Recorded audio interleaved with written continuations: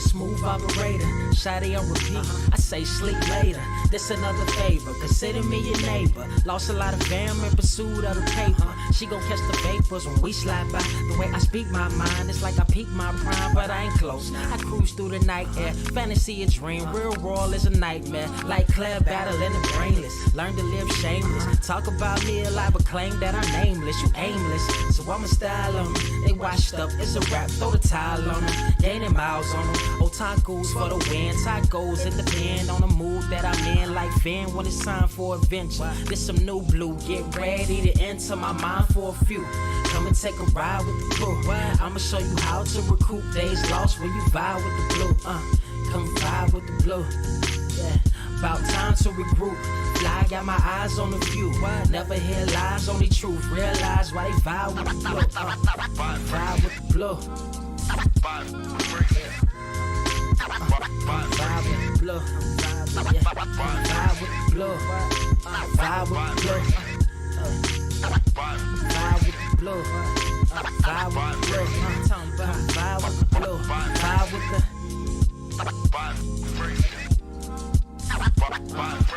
vibe with the sky. Wait, you know the rest. I'm blessed. I see you frontin' like you ain't impressed, but I still get requests. I'm playing Zelda on the GameCube. I quit spamming my music. Don't ever try forcing the links. That's a high rule. The wind waker, Mother Nature on my side too, controlling the elements. Go and check my avatar. I'm arrows ahead. Get the point. Moving forward. The battle scars accumulated over time are reminders of what I went through as a minor, but made me a grinder.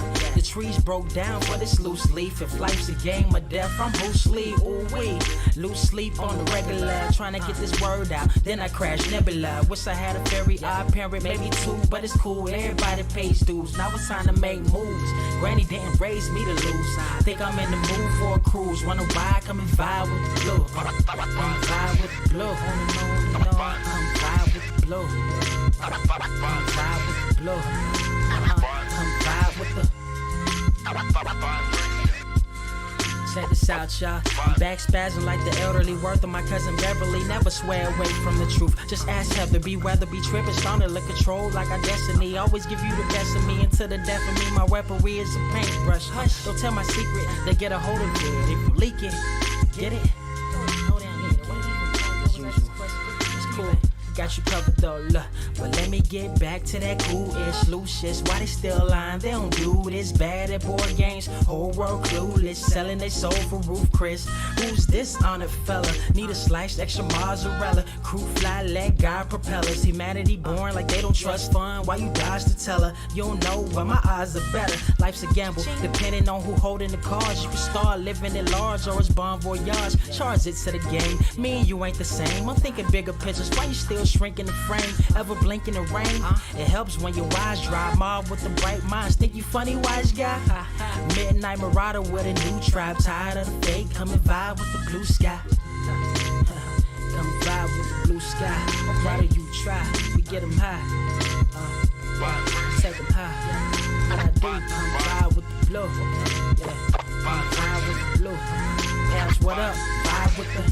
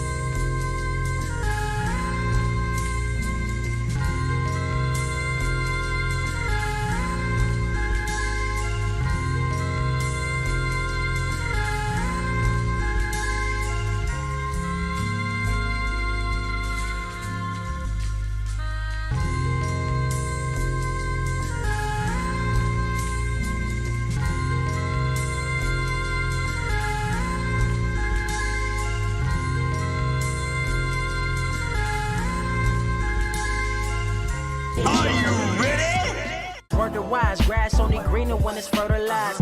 Gave them truth in these songs, they prefer to lies. Destiny beautiful, adrift in her purple eyes. You can't see me, you Stevie. Wondering how I reach more evolutions than Evie and make it look easy. Dream on, yeah. Dream on, dream weaver. Dream weaver. What is up, Earth's mightiest subscribers? It's your boy Ernie. Blerd without fear. We got the homie Carter Presents with me. What's going on, my peoples? I hope everyone's having a fantastic weekend so far. We got a lot going on, Carter. We got a lot going on, man. Too much. Hashtag top guys. Are you about to cut a Dax Harwood promo?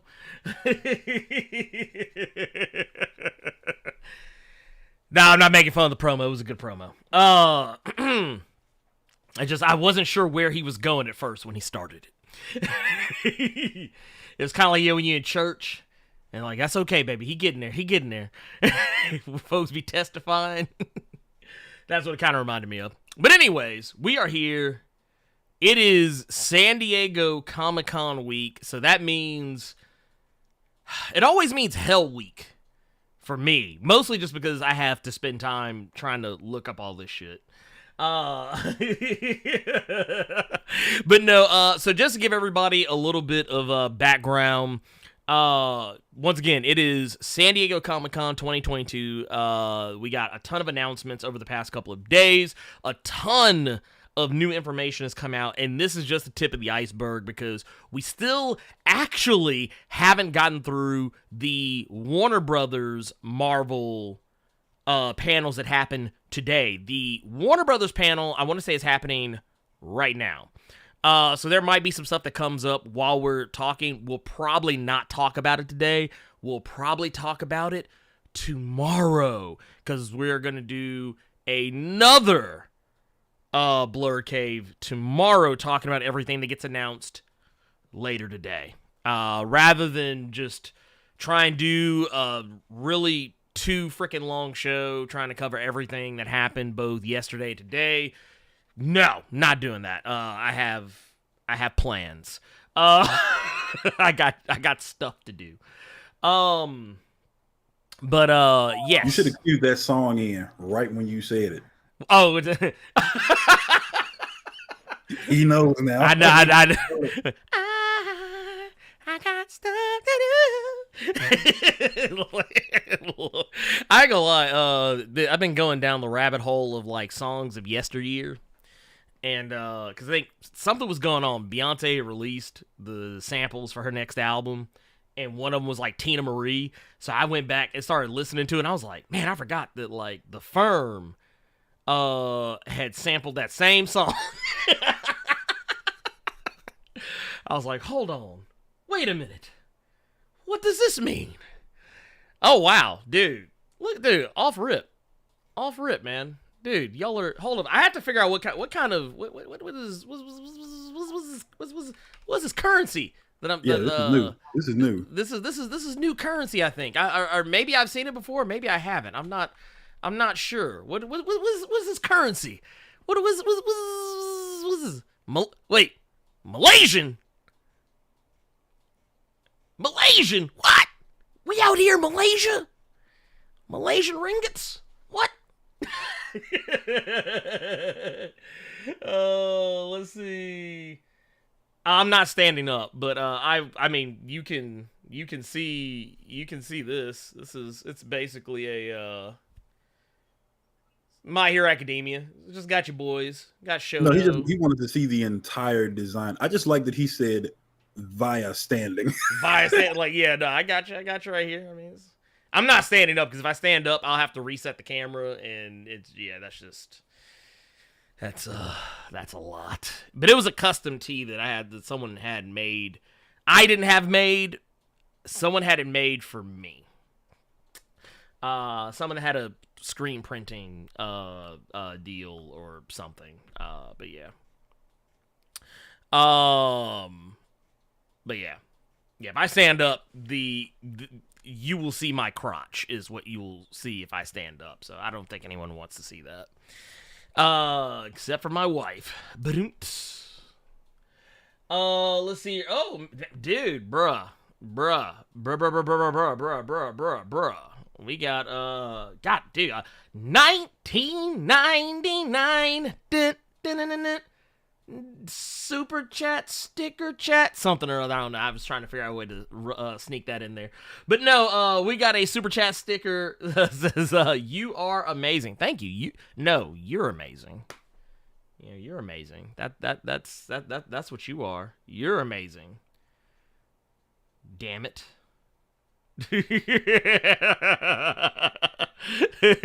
God damn it. But no, so we got too much to talk about, so we're just gonna go ahead and jump into it. So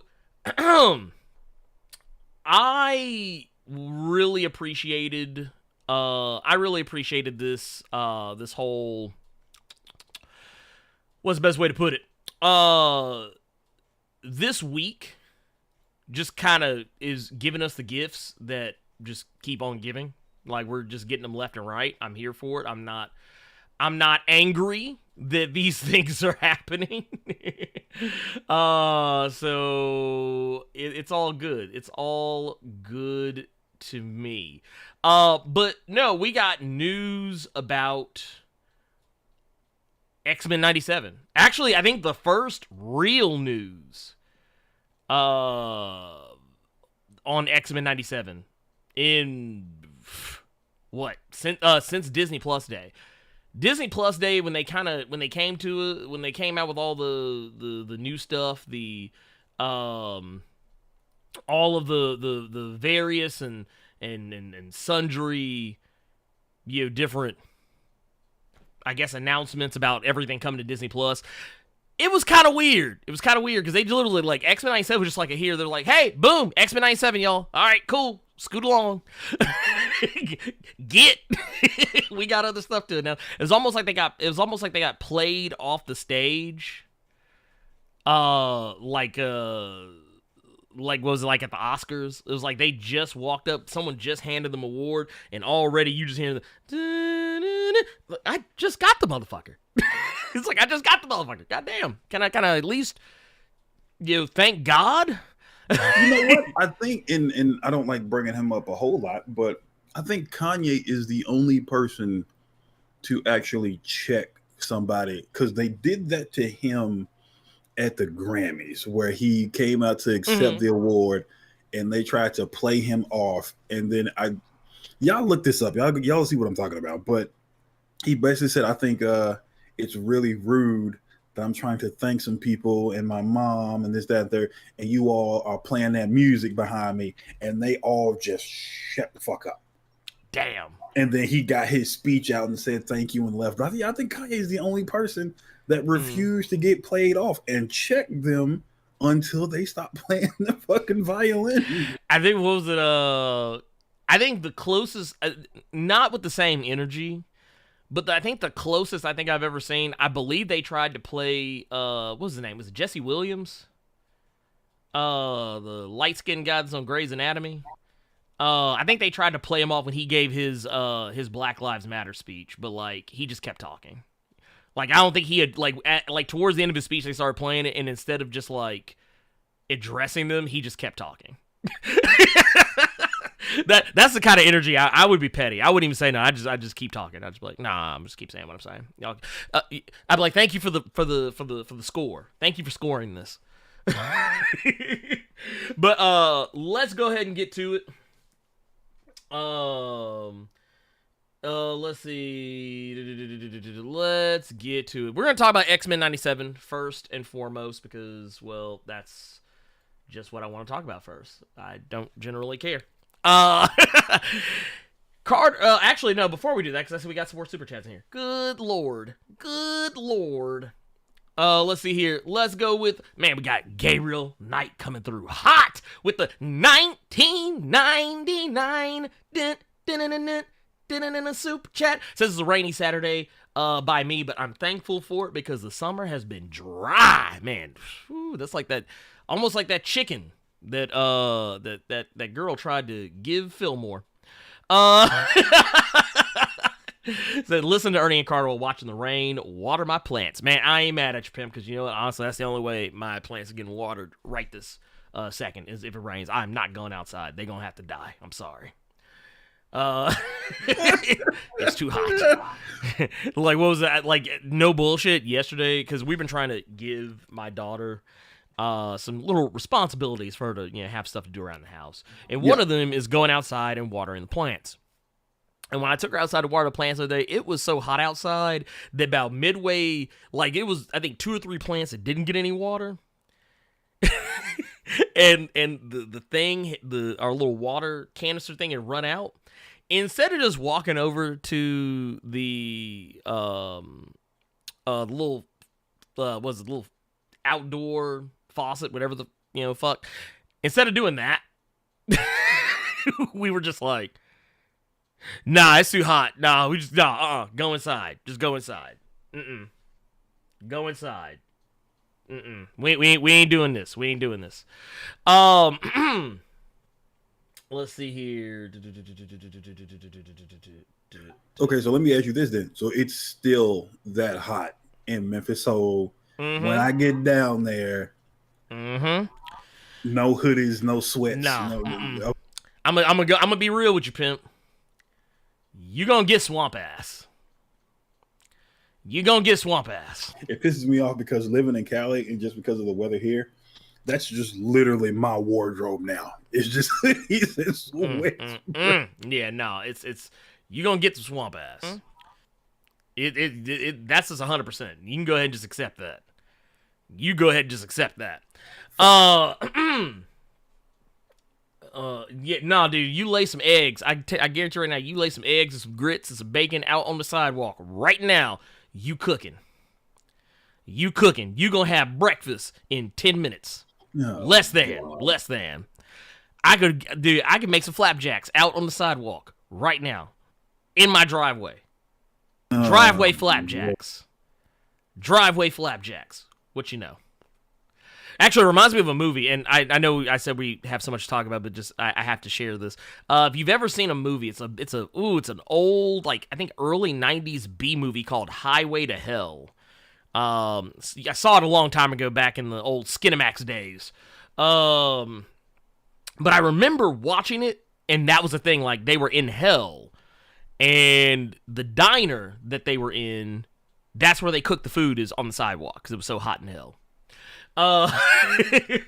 Anyway, Blake Kwam with the $4.99 super chat says, rant incoming. Marvel Zombies being based on the MCU instead of the comics is exactly why Marvel animation has been subpar since the end of Earth's Mightiest Heroes. I mean, that's a take, but I disagree. Dub Squires with the £5 says, how do you feel about them giving Storm her Mohawk and it looking bad and them not changing any of the characters' costumes? Well, I mean, it is 97, so I don't know what you were expecting. Storm was still rocking that fit in 97. Or at least close to it, I think. No, she had the short hair. She had the short hair with the really long bangs. You remember that, Carter? Remember when Storm had she had the Halle Berry, but in the front, it was these really long bangs that went down to her ankles.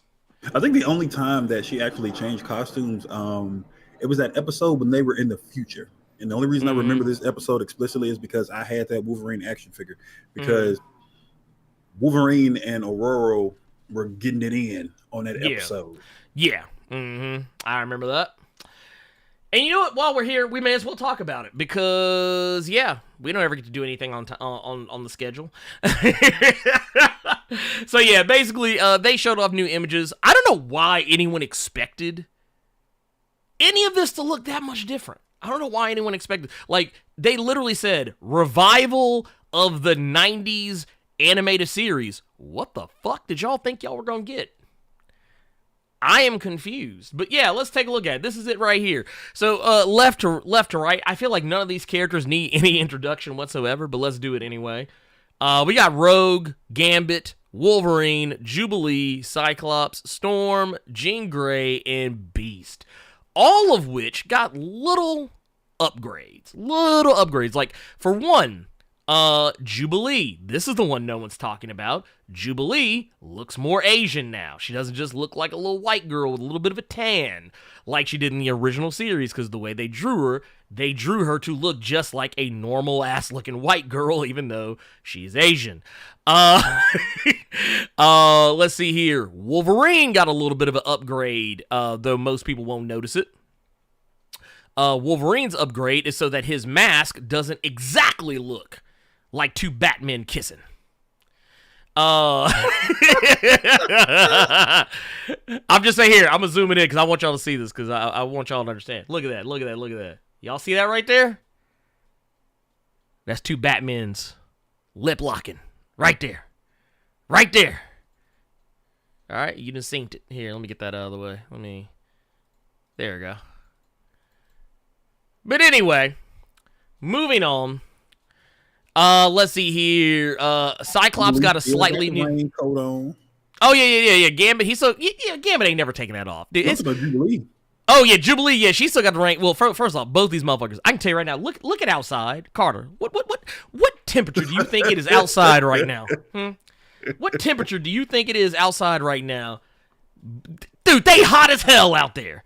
They are hot as hell out there. I can promise you. Those old yellow milk commercials? You get that yellow jug, soaks in all the sun rays. So Jubilee is a little bit better than Gambit. Gambit just trying to look smooth. But Cyclops came straight off X-Men versus Street Fighter and went on this cartoon. He really did. Look, I literally just saw this dude. Optic Blast. Like that. Actually, that looked like what he about to do right now. He looked like he about to do Optic Blast. Jean Grey has let her hair down. She's not rocking that weird. I never understood the ponytail that they gave her in that, because I don't think she ever really rocked the ponytail in that costume very often. If I don't remember it. Beast got a bit of an upgrade here in the face department. Yes, she did. Yes, she did. This actually looks closer to the Beast from the comics. And like we said, Gambit got a little bit of an upgrade. It's mostly to the colors on his costume. Rogue, pretty much the same. They did an upgrade to the face.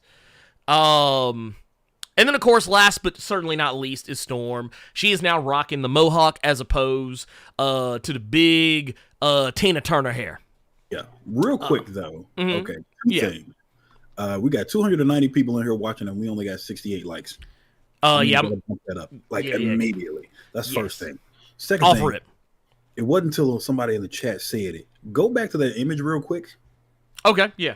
Okay. Real quick, real fast. Dear Lord, look at Rogue knees.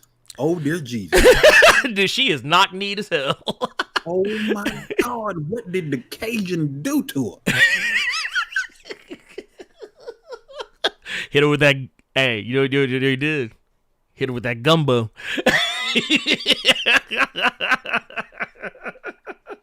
He hit her with the gumbo. Danger. Anyway, but yeah, that's I don't have any problem with Storm's Mohawk, because honestly, here's the funny thing. I don't even think it's just kind of looking at it here. I'll go back to it real quick. I don't think it's actually just a Mohawk. I think it's actually just her with her hair pulled back, if I'm being brutally honest. Though it might be a Mohawk, but regardless. Refresh my memory real quick. Refresh my memory. I thought Jean died. Talking about in the Dark Phoenix, they caught the spaceship, went into space. Cyclops was crying. Oh, she died. So okay, here's the thing. So let's okay. All right. So to go back to it, I'm trying to remember if I don't know if I actually have it in front of me. Keep in mind, I could be remembering this wrong because I have not seen that episode since Fox Kids. Well, no, I was going to say, there was a season, that was, I think, okay, so Dark Phoenix was the 3rd season. They had 2 more seasons after that. So yeah, it was, and they kind of skewed differently with the story, but yeah, yeah, you might just not be remembering the latter parts of it. Got it. Somebody in the chat said, "No, she came back to life. She got better. Got it. Yeah. It's like, I got better.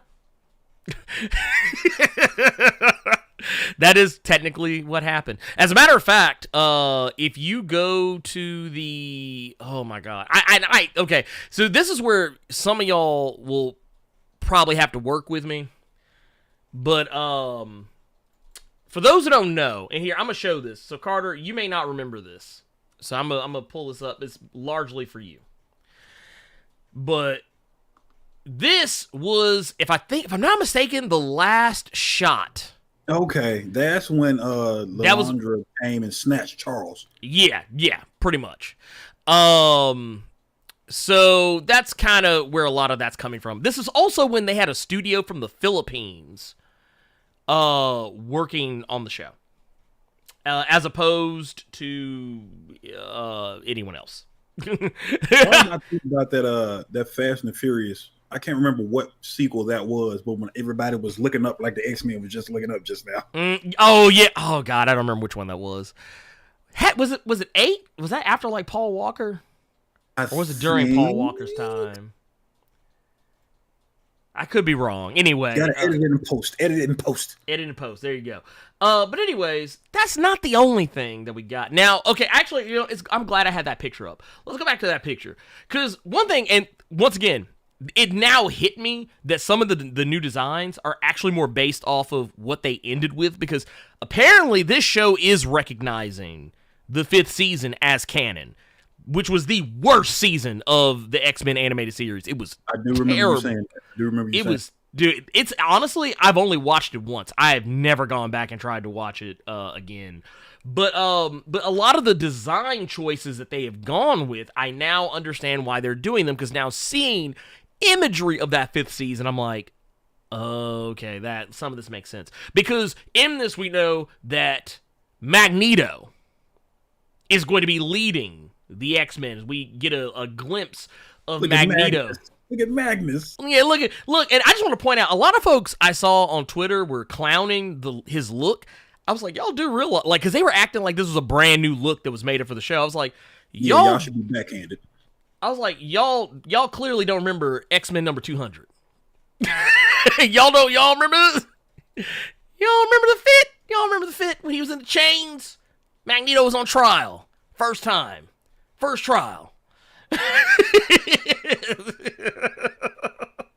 But no, or rather here, I meant to go back to this. But no, so yeah, Magnus is out here with the long locks. He letting the grays out. he letting his armpits breathe a little. I ain't mad at him, because it looks like it's muggy out there right now.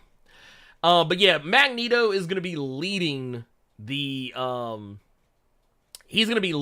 X-Men in the new upcoming series. Not only that, we got to see some of the villains that'll be coming to the show, or morally ambiguous characters, I would like to say, because from left to right, we got.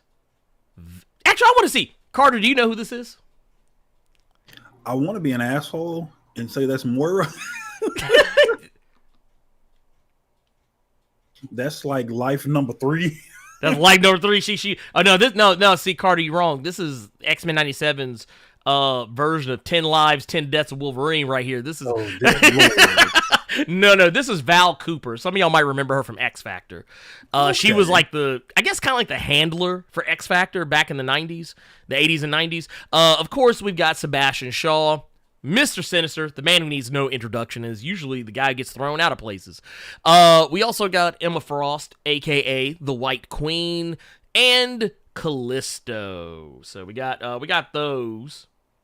I am so happy you said that was Callisto. I saw so many people. Let me just say right now, I think I might get rid of my Twitter, because I'm not good at the social stuff like you and Rob are. Plus, when I see stupidity, I have to comment on it. And comic Twitter is so bad. It is. So bad. Comic Twitter is kind of the worst. I'm not going to lie to you. So many people thought that was Marrow. And I said, why? What? Hold on. People? Hold on. No. Y'all. What about that looks like Marrow, bro? Bruh.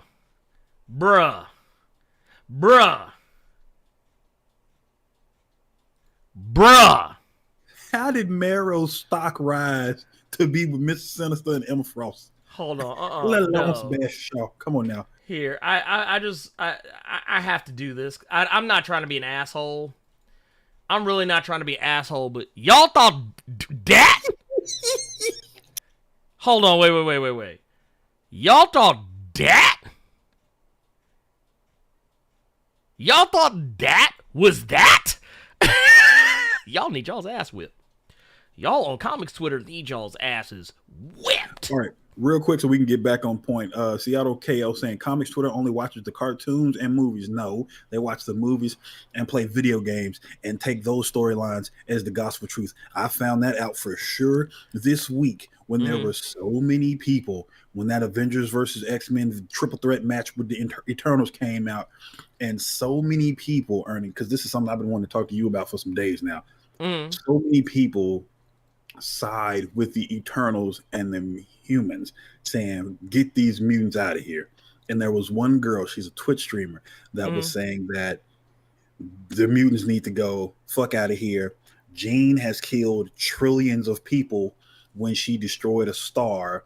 Magneto's whole thing is about the genocide of humans. Can I, okay, so yeah, let me stop you because I want to point out something. This tells me this girl is ignorant. And I don't know her from Adam or whatever, so I could be wrong. Maybe she's an intelligent person. But here's the thing. You know how I know she's stupid? She's never read the Charles Daniel Knopf run of Eternals. Do you know what the Eternals tried to do in that run, Carter? Why don't you tell them, Ernie?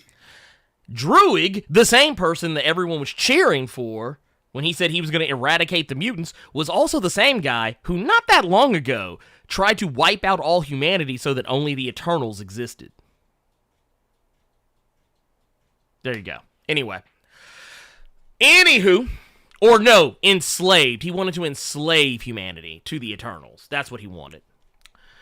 Also, this also should tell her that she's ignorant because she's clearly not reading Eternals, because what happens when Eternals die? A random human is killed. That's not her point, though. Her point was Jean killed millions of people. Magneto killed millions of people. Xavier lobotomizes people all the time. And there are so many people that were dunking on me because I said, you know what? He's like, I'm out. On her Twitch page, she says that she's a certified dumbass. So I said, you know what? The fact that you have that on your Twitch page, I don't even have to explain anything. Do your thing, sis. And so many people clown saying that get the mutants out of here. You don't want these walking WMDs walking. I'm just like, oh my y'all. God. Okay, here's the thing though. What are the Eternals? What are the Eternals?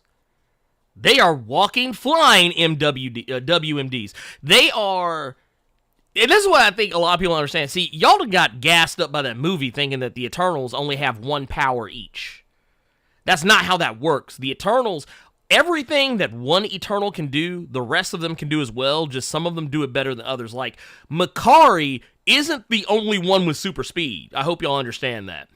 All of them have super speed. It's just that Makari is faster than the rest of them. Gilgamesh, while he is incredibly superhumanly strong, he also is a reality warper. He can warp reality just like he can transmute matter just like Cersei and Sprite. The difference is that he focuses on his strength more than the other powers. Icarus can do all the same shit that Cersei can. He just chose to focus on eye lasers. But no, I just think people need to stop. People need to sit the fuck down, shut the fuck up. That's what they need to do. Anyway, moving on. Speaking of moving on, we also got some other mutants coming back to the show. We got my homie Sunspot in here finally. Sunspot out here. Now the question is, we see him in his Sunspot form. What that Afro-Latin brother is gonna look like, Once that power turn off is a whole other story. He could sit out here look like a whole ass vanilla frappuccino after this. So I'm curious to see what he's gonna look like after. A lot of people didn't know who this was right next to him. For those that don't know, this is Morph. This is Morph rocking something closer to his Age of Apocalypse look. We also got Cable. We got Bishop. We've got Forge.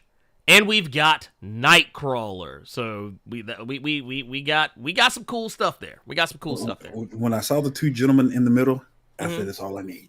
That's all I need. Look, you know what's the most unrealistic thing about the XMen Animated series for me, though? What's that? It was Bishop. They let a whole ass black man just running around, jumping on buses, and running into public places with a whole ass futuristic shotgun, and ain't nobody trying to shoot him. They were just like, oh yeah, no, it's just Tuesday. But yeah, that's what we got. The show will not be coming out till fall next year, which I'm completely okay with. Yes, I'm very okay with. And I believe a second season has already been greenlit. Already. That should tell you something. Mm-hmm. So I'm here for it. Personally, I am fine with this. I am perfectly fine with this. I have no issues with anything they have shown so far. I've even gotten a couple of things knocked off my wish list just on these images alone. I said in my video for the X-Men 97 wish list that I want to have characters like Sunspot, like more characters of color, get some more seasoning in that group, because I'm going to be real with y'all. I love the X-Men as much as everybody else does. If anyone who's not new to this channel, will be able to tell you, but that is some of the most unseasoned chicken I have ever seen in one place at any one time. And I don't care. You can give me all the, but Ernie, the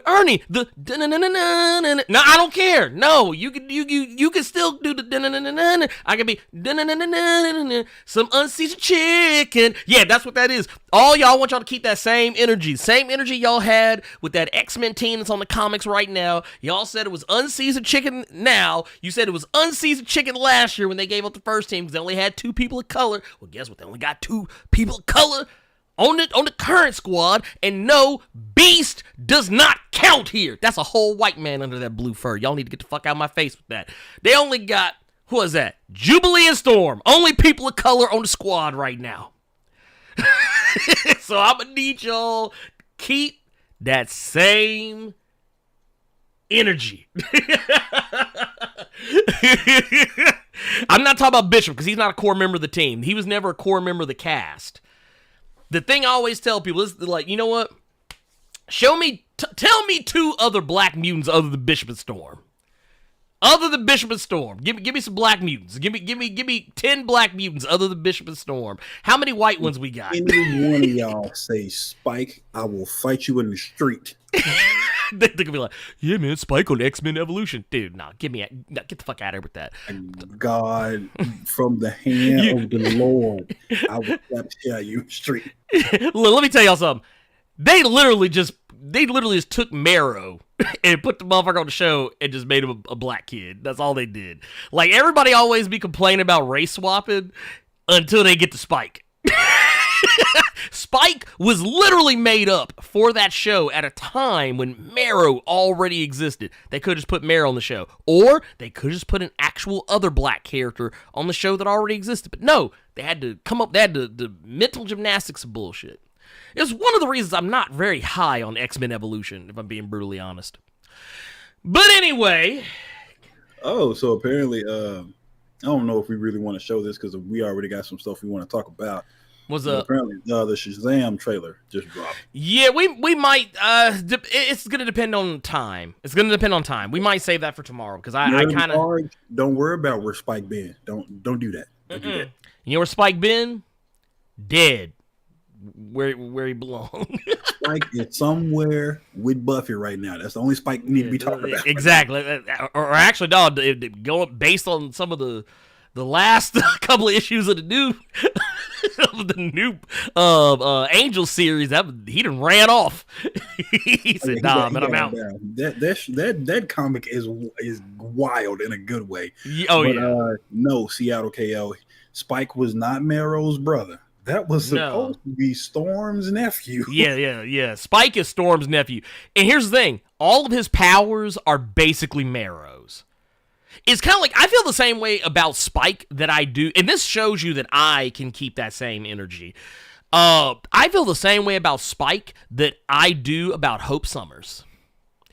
Hope Summers is a character who has literally the same power as Sync.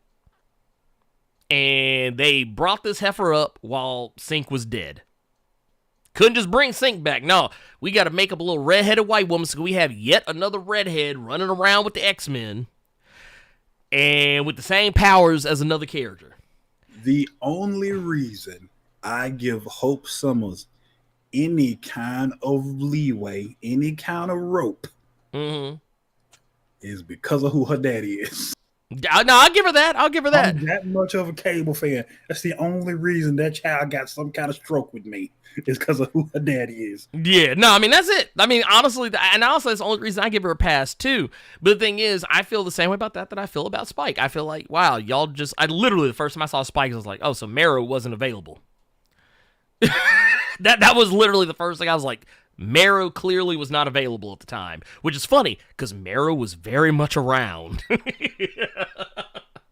But no, it was a Chris Debo with the $5 super chat says, say it louder. I mean, I'm just saying.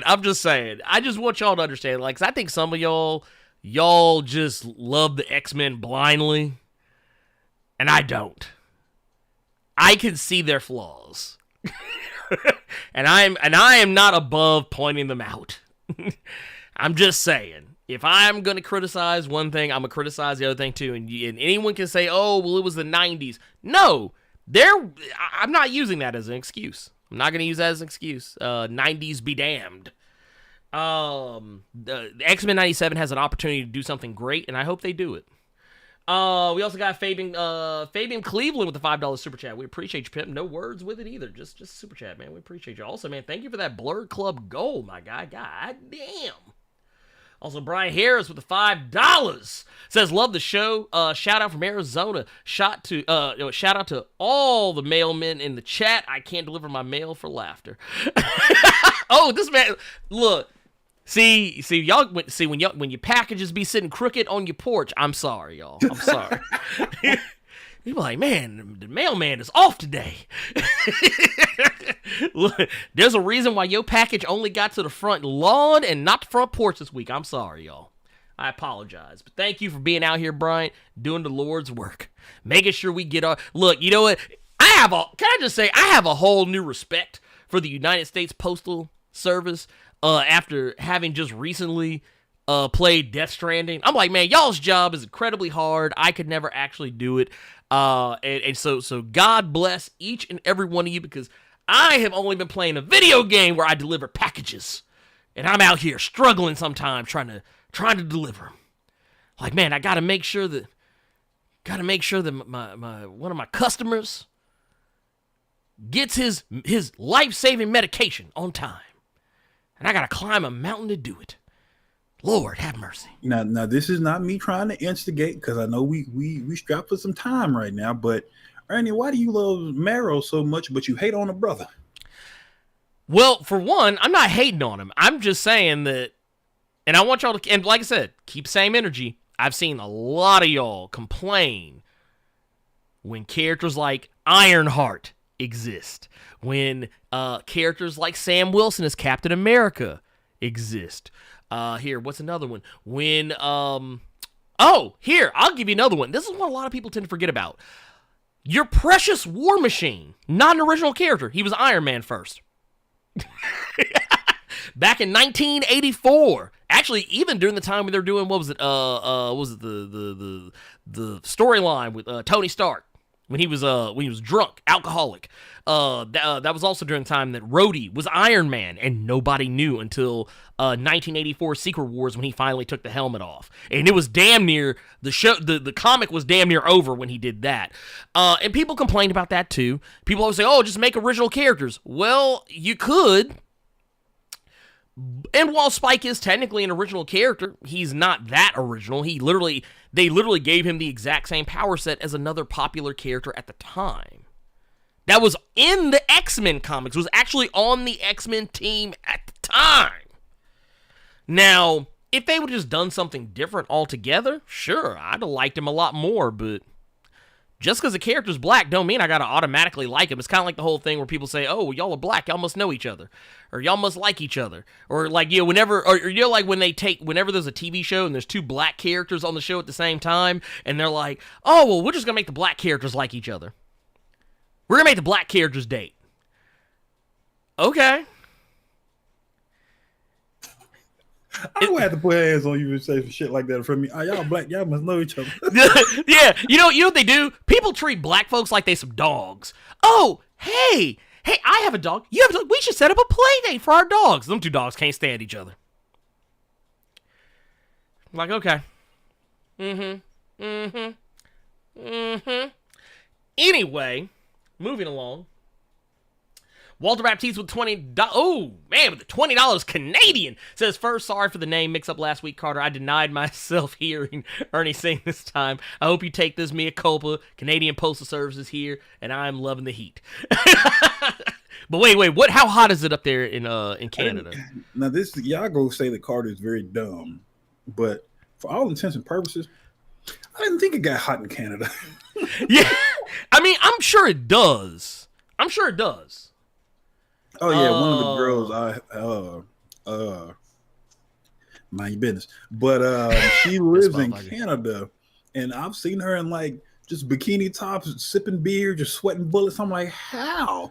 I didn't realize it wasn't only cold on Planet Drake. Planet, yeah, he shit for that. Man, he said Planet Drake. Anyway, Leo, let's keep it moving along. We're going to talk about Spider-Man freshman year, the first look. This is a Spider-Man animated series that has confused a lot of people. A lot of people are confused by this show because they don't know what the fuck it is.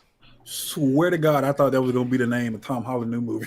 Bruh, no, so Spider-Man freshman year was actually announced a good long ways ago, like last year. But I think it was maybe even before that, maybe even during I think it was actually announced during 2020's Disney Plus Day, but or the first one they ever did, where they did like the investors call or whatever. But yeah, so basically this show is supposed to be about the early days of Spider-Man when he first becomes Spider-Man, hence the name freshman year. So this is where we get the younger Spider-Man. He's rocking the glasses. He's actually rocking a look that is very similar to what you would have seen Spider-Man look like in the original Amazing Fantasy comics. It looks really awesome. And I've heard the animation style is actually pretty interesting too. A lot of people I've seen heard talk about it that have actually seen the footage in motion have said that it was really cool. But it's bringing something very different to the table. This is going to be, and I don't know how this is going to work. Carter. Because we see some very strange things from this show. Case in point, the multiple Spider-Mans. It's like some Spider-Verse shenanigans all over again. We got a future Foundation Spider-Man, as well as what is, I guess, technically going to be the new spider suit, or will be closer to the spider suit that we'll see in whatever the next Tom Holland joint is. On the far left, isn't that I think that's Tombstone's daughter? Isn't that the suit she wears? That is the suit she wears, but that's not her. Yeah, that's what I'm saying. Yeah. What the fuck is he wearing? Exactly. That's a whole moth on the front of that shirt. Yeah, it's so basically, and that's the other thing too. A lot of Spider-Man's villains, the current versions of them, are characters who have taken up the mantle of a previous hero, kind of like the Beetle. The current Beetle isn't the Beetle that Spider-Man originally fought back in the day. And Tombstone's daughter, I think her character, might even be a character that came before. But one of the other things I liked is this cast. I had no clue who any of these characters were until I actually did some deep diving. But right here, bam!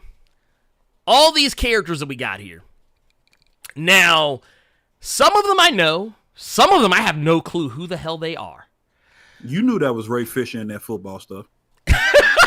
Actually, I think that's Harry. I think that's actually Harry Osborn. See the lies we tell ourselves, chat. He just does not want that to be Ray Fisher so bad. He done race swapped an Osborne. You see? It's funny you say that, Carter. Because guess what else we got with this? No. Them waves!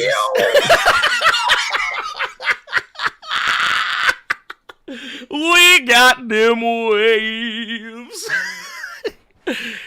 Y'all, this is not a drill. This is not a drill. That is legit Norman Osborn. This is not a drill, my people. This is not a drill. Look at him. Look at him.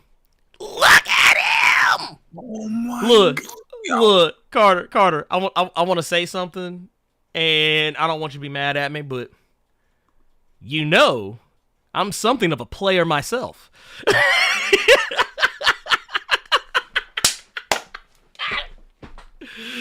Got him!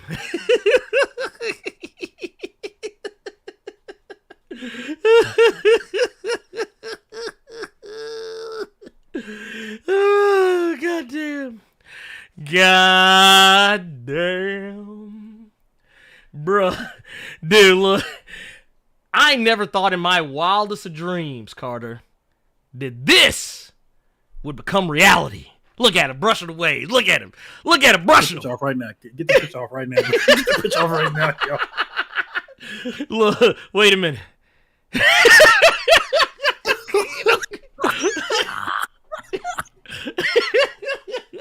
I'm just saying. I'm just saying.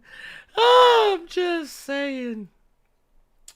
Man, look, got the 360 waves. Bruh, I want to go back to it. But Blorm and Blowsborn. Look, here's the thing, though. Here's the thing. I want to go back to it. So right here, this is Norman Osborn, which means if this show, there's so much confusing information because people are saying the show is canon, other people are saying it's not. It's hard to say because, once again, we also got a black Harry Osborn with the dreads. Look at the dreads. Goddamn, look at it with the braids. Come on, look. Not even braids, cornrows. He got cornrows. Bruh, so that means we're going to have a Green Goblin out here with cornrows, bruh. Cornrows, pimp. But that's not the only thing. That's not the only thing. We also got, I didn't know this at first, but right here to his left, to Harry's left is Amadeus Cho. That is actually Amadeus Cho. Will be on the show. The guy who would ultimately become the Hulk later on down the road. We've also got Nico over here to Peter's. What would be to Peter's to the right of Peter, from the Runaways. I think this right next to her is Liz. I'm gonna go on a limb and say that is Liz from Homecoming.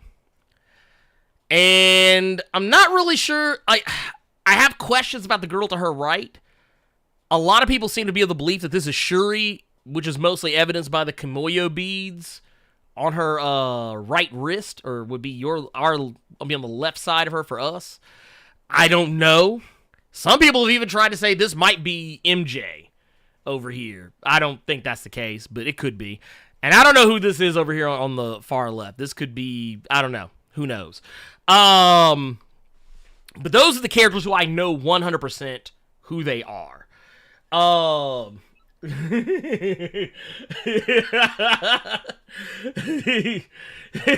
Gamora Skipper said that man used a whole can of Dax.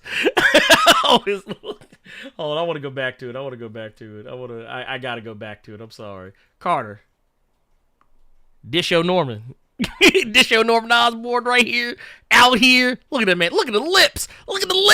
Man got some soup coolers. This man can blow off a whole pot of soup. One blow. Just. And everybody can eat now. It's okay. Everybody can eat. But no, this looks like it's going to be interesting. There's going to be a lot of other characters that are going to show up in this. We know that Doctor Strange is also going to be appearing in this. We got to see, we also got to see some concept art as well. Even though you can clearly see him right here. But we also got to see some concept art for Doctor Strange rocking the classic mustache. Not the goatee that he's more commonly seen with, but with back in the day, we just had that slick stash. I don't think, and Carter, correct me if I'm wrong, we haven't gotten word yet on if Benedict Cumberbatch is going to be playing him, right? We have not. Okay, and I know Tom Holland has already not. He's not confirmed as playing Peter Parker. It might be someone else playing him in this, maybe, possibly. I don't want to say anything because I'm still in shock.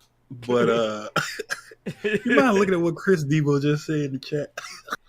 Yeah, let me see. Rip about to make 20 vids on this one. Look, I can see it right now. Look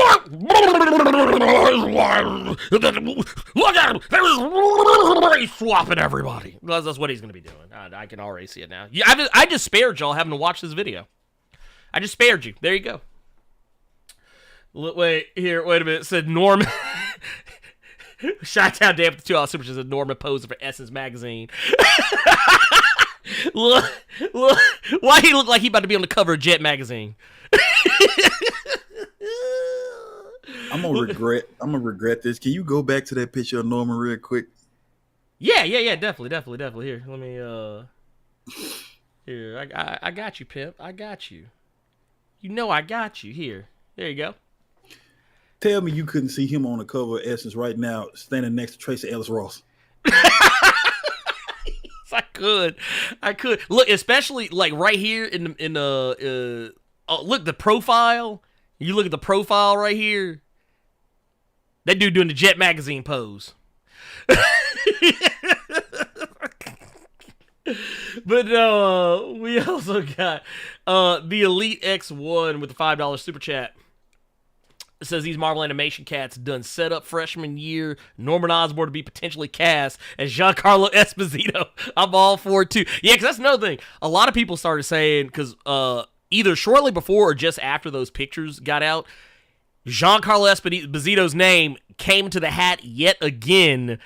People are already rumoring that he's going to be announced as being Xavier in the X-Men MCU launch. But now they're saying, well, no, he's going to be Norman Osborn. So it's going to be interesting to see how that plays out. But we also got Seafalling Architect of Sin, says Mofo, remind me of Gucci Mane for some reason. You know what? When I see him, I don't see Gucci Mane, but I don't know what I see. You know what? It kind of reminds me of, you remember goddamn, what was that dude's name? What was that brother's name?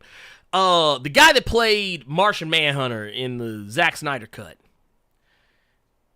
He was the general that turned out to be Martian Manhunter. That's who he reminds me of. I don't know why, but he does for some reason. Dude always plays assholes in whatever he's in. TV shows, movies, doesn't matter. Henry Lennox. Harry Lennox, thank you. Yes, Harry Lennox.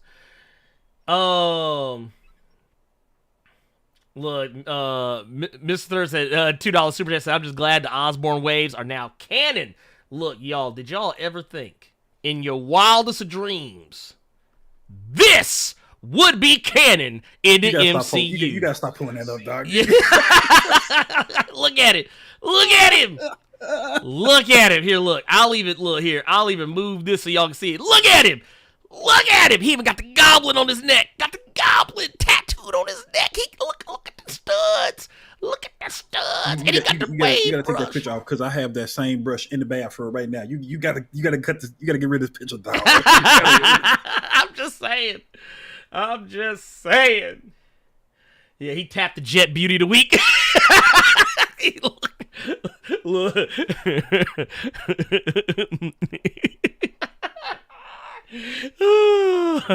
Bruh, I'm here for it. But no, so here's the other thing. That's not the only stuff I wanted to bring up. We also got the Devil of Hell's Kitchen coming to the show. in the black fit. Now, this is like, clearly this is from the season 1, early season 1 of the Netflix series, or which is now a Disney Plus series.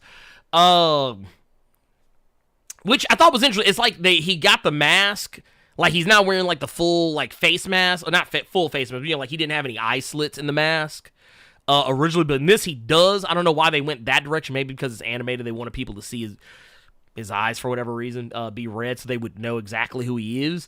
But so he's kind of like, this is like the in between of the suit he wore for most of season 1 and in the early days of the comics, before and maybe before he gets to the actual suit. This is what it kind of looks like here, and he will be voiced by Charlie Cox. Charlie Cox is actually on board to voice the character, so this is why I think we might see. Maybe they haven't struck a deal yet with Tom Holland to voice Peter Parker. And maybe we might hear the Benedict Cumberbatches on board as well. We've also got villains galore. We have some that I'm familiar with and some I'm not sure who the hell they're supposed to be. But first and foremost, we have got Doc Ock in the building. In the middle, we also got Chameleon on the far right. Scorpion over here, and supposedly I heard some people say this is supposed to be a version of Rhino, and maybe this is too, like Rhino pre-costume. I don't know. Maybe I don't know what's going on here. Well, I saw the red hair. I thought maybe Sandman. Yeah, but no, Sandman. He's a. I don't know. Sandman. They would have put him in a green shirt. They would have made sure you knew that was Sandman. No, dog. We got a whole Robert Townsend as Norman Osborn now. This motherfucker, look. Actually, you know what, dude? I'm called, dude. Can we please get Robert Townsend? Can we get Robert Townsend to voice this version of Norman Osborn, please? Can we start a campaign on Twitter to get him elected as Norman Osborn in the MCU? And I want him to play Norman Osborn the way he played that brother on Black Lightning. I want him to drop an N-bomb here and there. That's what I want. But no. But yeah, this looks good. I almost forgot another character, and I'm not sure how this is gonna play out. But they got Bentley Whitman is also gonna be on the show. For those who know, Bentley Whitman is the guy who eventually becomes the Wizard. So yeah, that'll be a thing. So the Wizard will be on the show. And, yeah, it looks good. It looks good so far. I'm into it. Carter, you into it? Sure. He don't know what to honestly, think about it. I'm still bamboozled by this whole Osborn thing. Go ahead. You want me to show it again? Yeah. Look at him. Look at him checking the tie. He like, look. Actually, you know, he checking the tie right now. Like, yeah, Rip about to be mad as fuck. Okay, somebody else just said it, but several people are saying that this is canon. Several people are saying this isn't canon. Do we actually know? It does take place in the MCU. It actually has been stated it takes place in the MCU, and it's prior to Peter getting the actual Spidey suit. This is the early days of Peter Parker. As a matter of fact, this is actually the suit that he's going to be rocking. Okay. It's going to be, it's going to be more low-tech. It's not going to be quite the suit. Basically, he's working his way up to the suit that he'll eventually have. You can see with the web fluid that he's created, he has a more low-tech version of the setup. He's got the web shooters. He's got the web shooters as per normal, but you see with he's got to wear the backpack with the web fluid in a canister underneath in order to keep the web fluid going. So yeah, that is the thing. Like I said, it's been a lot of people have been debating this back and forth, but what I have seen from the people that were actually in Hall H, or not Hall, I guess it was Hall H, whatever, wherever they were with it, wherever they did the panel, the people who were there said that they were told that it was canon. So at least to the MCU. Now that doesn't mean that it's the main universe Peter Parker.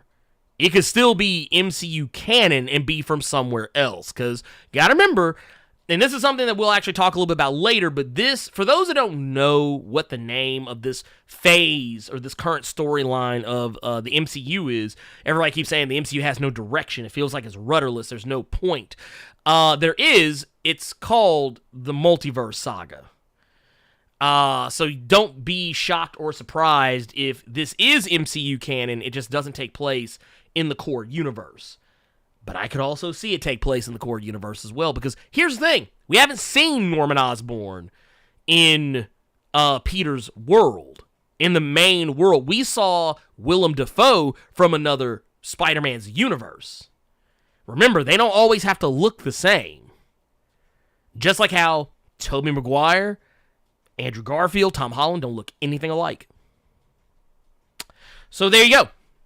I think you just made a lot of people excited, because there were quite a few people that didn't like the rendition of Reed Richards in Multiverse of Madness. So with you saying that, I saw some people want they want that dude from You to be Reed Richards now. So I'm good. I mean, honestly, I think the only reason people don't like it is because everybody's still mad that the Illuminati got dicked down in that movie. But here's the thing. I don't have the same love for the Illuminati that everybody else does. I don't think the Illuminati is all that interesting, if I'm being brutally honest. And also, that was another reason they said that mutants need to get wiped out in this new Marvel event, because Charles Xavier is the one who created and founded the Illuminati. So that's why you can't trust these damn dirty mutants. You damn dirty muties! Well, wait, you remember the Goonies? When when the dude was yelling at the girls like, "You Goonie!" That's how I imagine people shouting mutie at the top of their lungs. I'm like, man, tell me you're racist without telling me you're racist. But no, I'm into it. I'm into it. I can dig it. Let's move on to the next thing.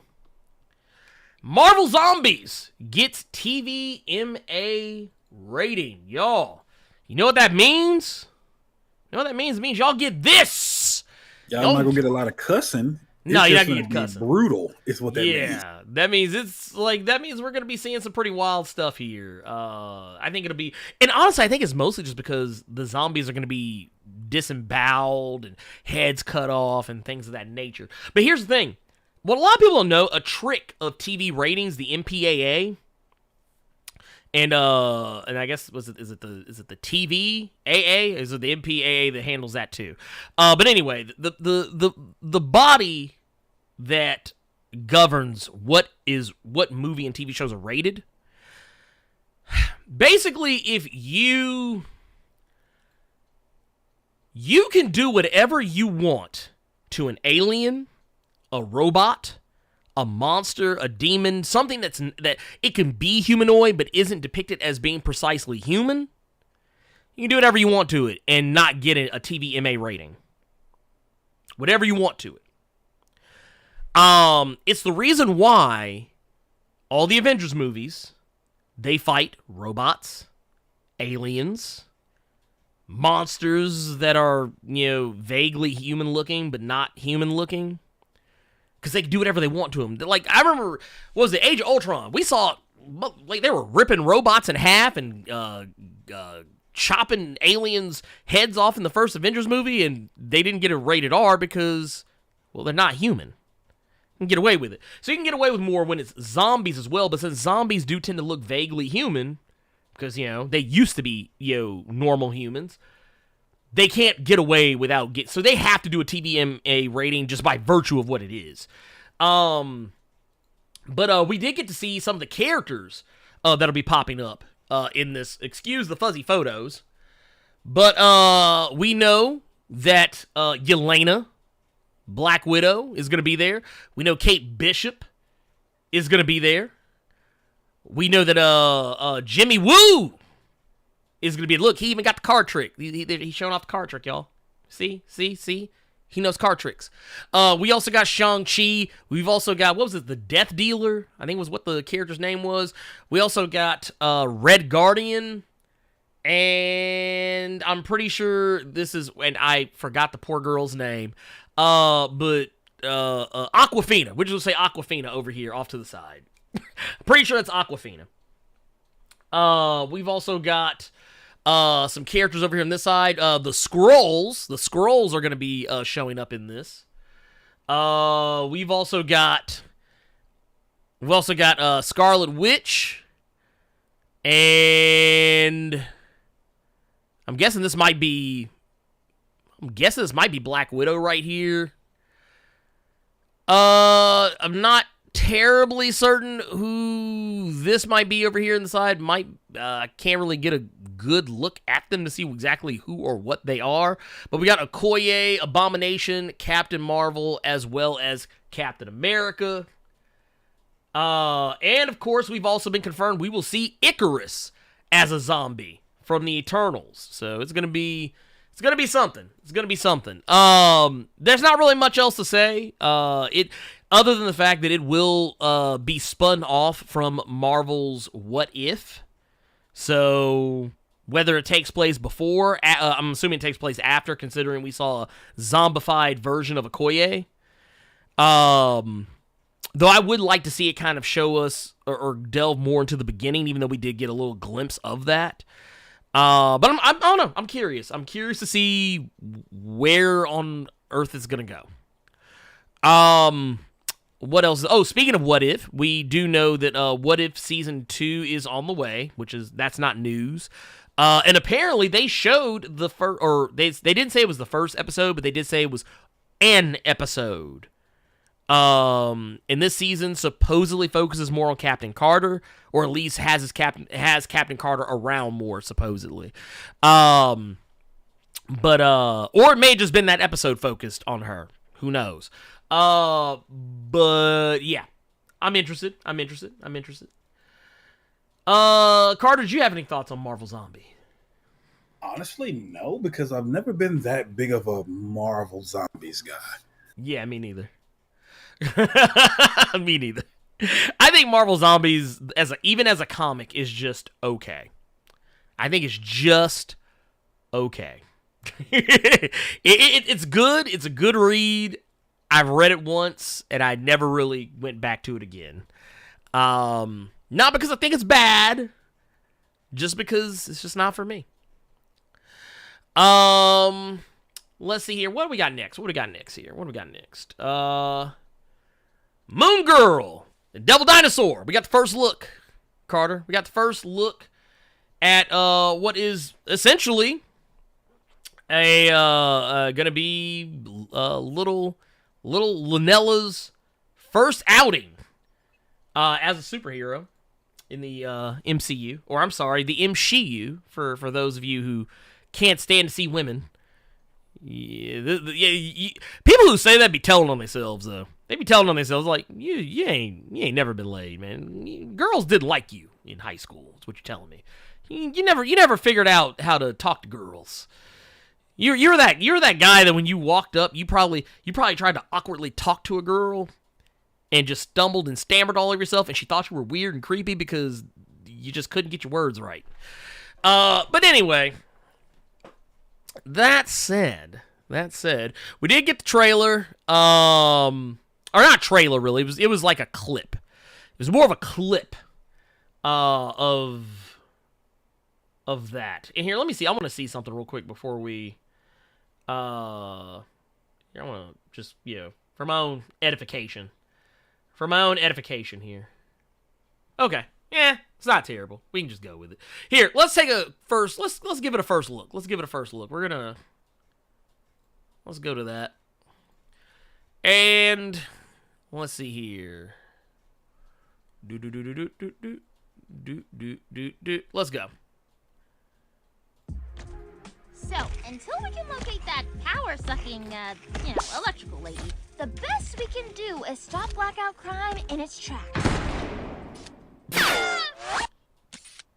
I can see why a lot of people are already not gonna like this. How do you know? Let's just say I might have put a sweet surprise inside of my security system. What do we do? Recon. And then attack. Okay. Will you capture it all and make us famous? Yeah. Yeah, let's do that. Hey, totally unrelated, but my hands are shaking. Girl, everything is shaking. But my grandma once told me. Yep, I can bravery definitely is see what those you are some do people when ain't gonna you're like this. flat out scared. Aw, old people are the best. I know my grandma's so cute. Okay, let's do this. Stop! Right there! And you are? All you need to know is I'm a superhero. My turf's the LES, and you're messing with it. A superhero? And you don't even have a name? Look, if you don't take yourself seriously, no one else will. That's what I said. Sorry. Casey, Sorry. will I bet my friend will make you take me seriously? Ooh, the gym guy? For real?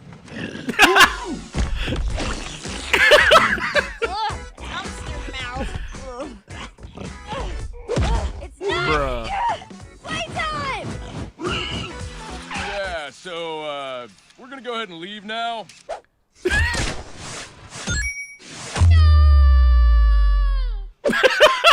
Good luck with all the superheroing. Don't worry. It's okay. My phone is fine. But I am definitely deleting this video. I'm not gonna lie. Okay. That's just charming So- as fuck. But I can tell you what, yeah, but go ahead. Go ahead, say what you're gonna say. Well, I was gonna say, like, that just shows that Marvel is actually doing the right thing, and not everything is made for Yeah. people our age. I think Moon Girl Yeah. proved that will work really well. And I think what a lot of people don't get is that Marvel comics don't just have comics for adults. They Yeah. have stuff for kids too. They always Right. have. Not everything has to be for a motherfucker that's over the age of 21. Yeah. You can do stuff for everybody, and that's what Yeah. this is. And it looks It's for good. kids. It's clearly for kids. Okay, so earlier I said I know why people are automatically not going to like this show, just like sight unseen, like just straight out of hand. The reason why I say that is because of a little show, Carter. You may or may not have heard of it. I don't know. It's a small show, nothing major, called Teen Titans Go. That was the vibe I got from this, from Moon Girl, was Teen Titans I Go. really don't like Teen Titans Go.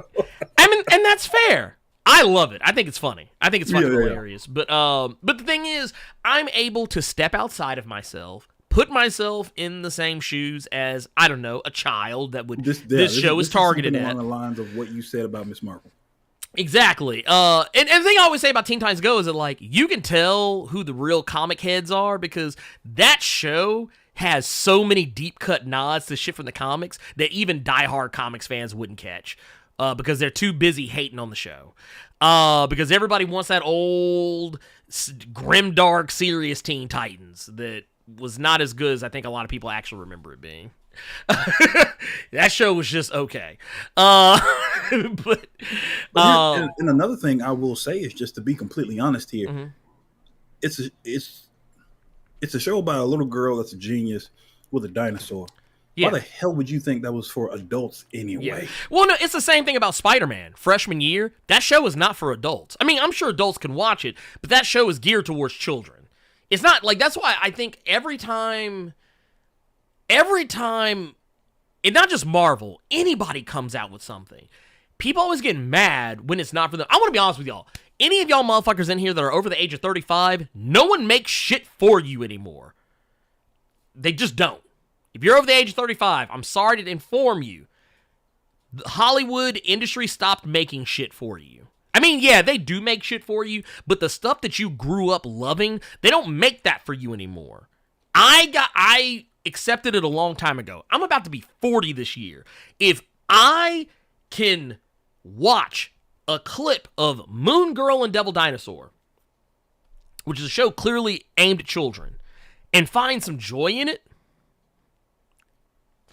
I don't think that makes me a bad person. You know what? I'll say this, and I'll leave it at that. You know how Cartoon Network, they would air their normal cartoons, then once it get like 9 p.m., 10 p.m., you have Adult Swim for the people that were a little bit older. But here's the thing, though. even the people that watched Adult Swim, that watched Toonami and stuff like that, you probably still watch the other cartoons on Cartoon Network before Adult Swim came on. Yeah, probably, at least at some point. Well, okay. That's what Moon Girl and Devil Dinosaur is exactly. That was something you could still enjoy. You could still take it for what it was before the other stuff came on. Like, come on, y'all. Come on. Do you want to know one of my Carter, you want to know one of my favorite TV shows right now? Like a show that I love probably more than I should. RuPaul's Drag Race? No, I don't like RuPaul. Craig of the Creek. Craig of the Creek is an awesome show. Because, well, for one, it showcases a black family in ways that you do not see black families depicted in cartoons. One of my favorite episodes of Craig of the Creek is the Thanksgiving. They had a Thanksgiving Day episode. Have you ever watched Craig of the Creek, Carter? I have not. What is that on? It's on HBO Max. Okay. Yeah, it's a Cartoon Network show. Used to come on in the mornings. I don't know if it still does because I don't have cable anymore. But Craig of the Creek, me and my daughter watch the show all the time, and she loves it. But it's the family, Craig's family, in the on the show, they are. What's the best way to put it? Here we go. So, this is them right here. This is his family. You got his little sister, his older brother, and both his mom and dad, and his grandmother. They have an episode called The Kids Table, where Craig is really excited. Him and his sister, they're incredibly excited because they're going to Thanksgiving. They're going to sit at the kids' table, hang out with the other kids, have a great time. But Craig's older brother, right here, he's getting grown. And he's excited because he ain't got to sit at the kids' table no more. He want to sit at the table with the adults and have adult conversations. But he don't get to do that this year. And it was cool because it showcased, two brothers who are brothers. You see, it's two brothers. No, anyways, Rick and Morty joke, y'all. Get over it. Anyway, it showcases two brothers who have a huge age gap between them and how they can figure out ways to relate to one another. It's really cool. Not to mention, hearing a black family talk in a cartoon at a Thanksgiving Day table the way my family talks to one another at a Thanksgiving Day table on a Cartoon Network television series for children of all ages blew my mind. Not to mention, they have a lot of good representation, not just for black families, but also for Latin families, LGBTQ kids, and all kinds of stuff. There's all kinds of representation on the show, and it's not ham-fisted. They don't beat you over the head with it. Just is what it is. Hell, one of the first episodes I think I ever watched was an episode where Craig, him and his friends find out that there's witches in their creek. Come to find out, they're not real witches. There's two gay girls that like to read tarot cards to each other. Yeah, there's two lesbian girls who are sneaking out at night, hanging out by the creek where they normally hang out with, and they're doing tarot cards and Wiccan spells and stuff like that. They're not real witches. They're just gay for each other. And the dad of one of the girls doesn't realize that his daughter is gay. They don't even beat you over the head with it. You just can look at them and you can tell that they're lesbian. There's no, they use coding to tell you this. They don't just go out and say, hey, see those girls over there? They are gay AF. That's why I like that show. The way you worded it was like, they're not witches, they're just lesbians. Yeah, no, they're just lesbians that like to do tarot. That's all it is. I mean, the cross-section between witches and lesbians is not really that far off. Okay, you're going to get canceled, sir. I can say that because I know a lot of witches and most of them are gay. Hell, my wife, she is bisexual, also a witch. So I can say that. I have this ability. I can talk about these things. Y'all, it's okay. I won't get canceled. But yeah, here we got let's see, we got a couple of we got a few super chats here. We got one from Gokon Shuri's baby's father. It says Harry riding the glider playing G Unit, and is it me or are my super chats not appearing? Must be my phone. Here, let me see. Did you put in some earlier that I missed? Here, I'll go back. Let me go back and check because it might be that I've missed them. Here, hold on, good sir. Let's see all. We got one here. This one must have came in like super. Actually, I did miss a couple. Yeah, there were some from earlier that I missed. Here, I'm gonna go back and read them because some of these are actually from today. Let's go back and look. Yeah, there's a lot of them. Apparently, yeah, some of them haven't been showing up to me. So yeah, here, let's go back through.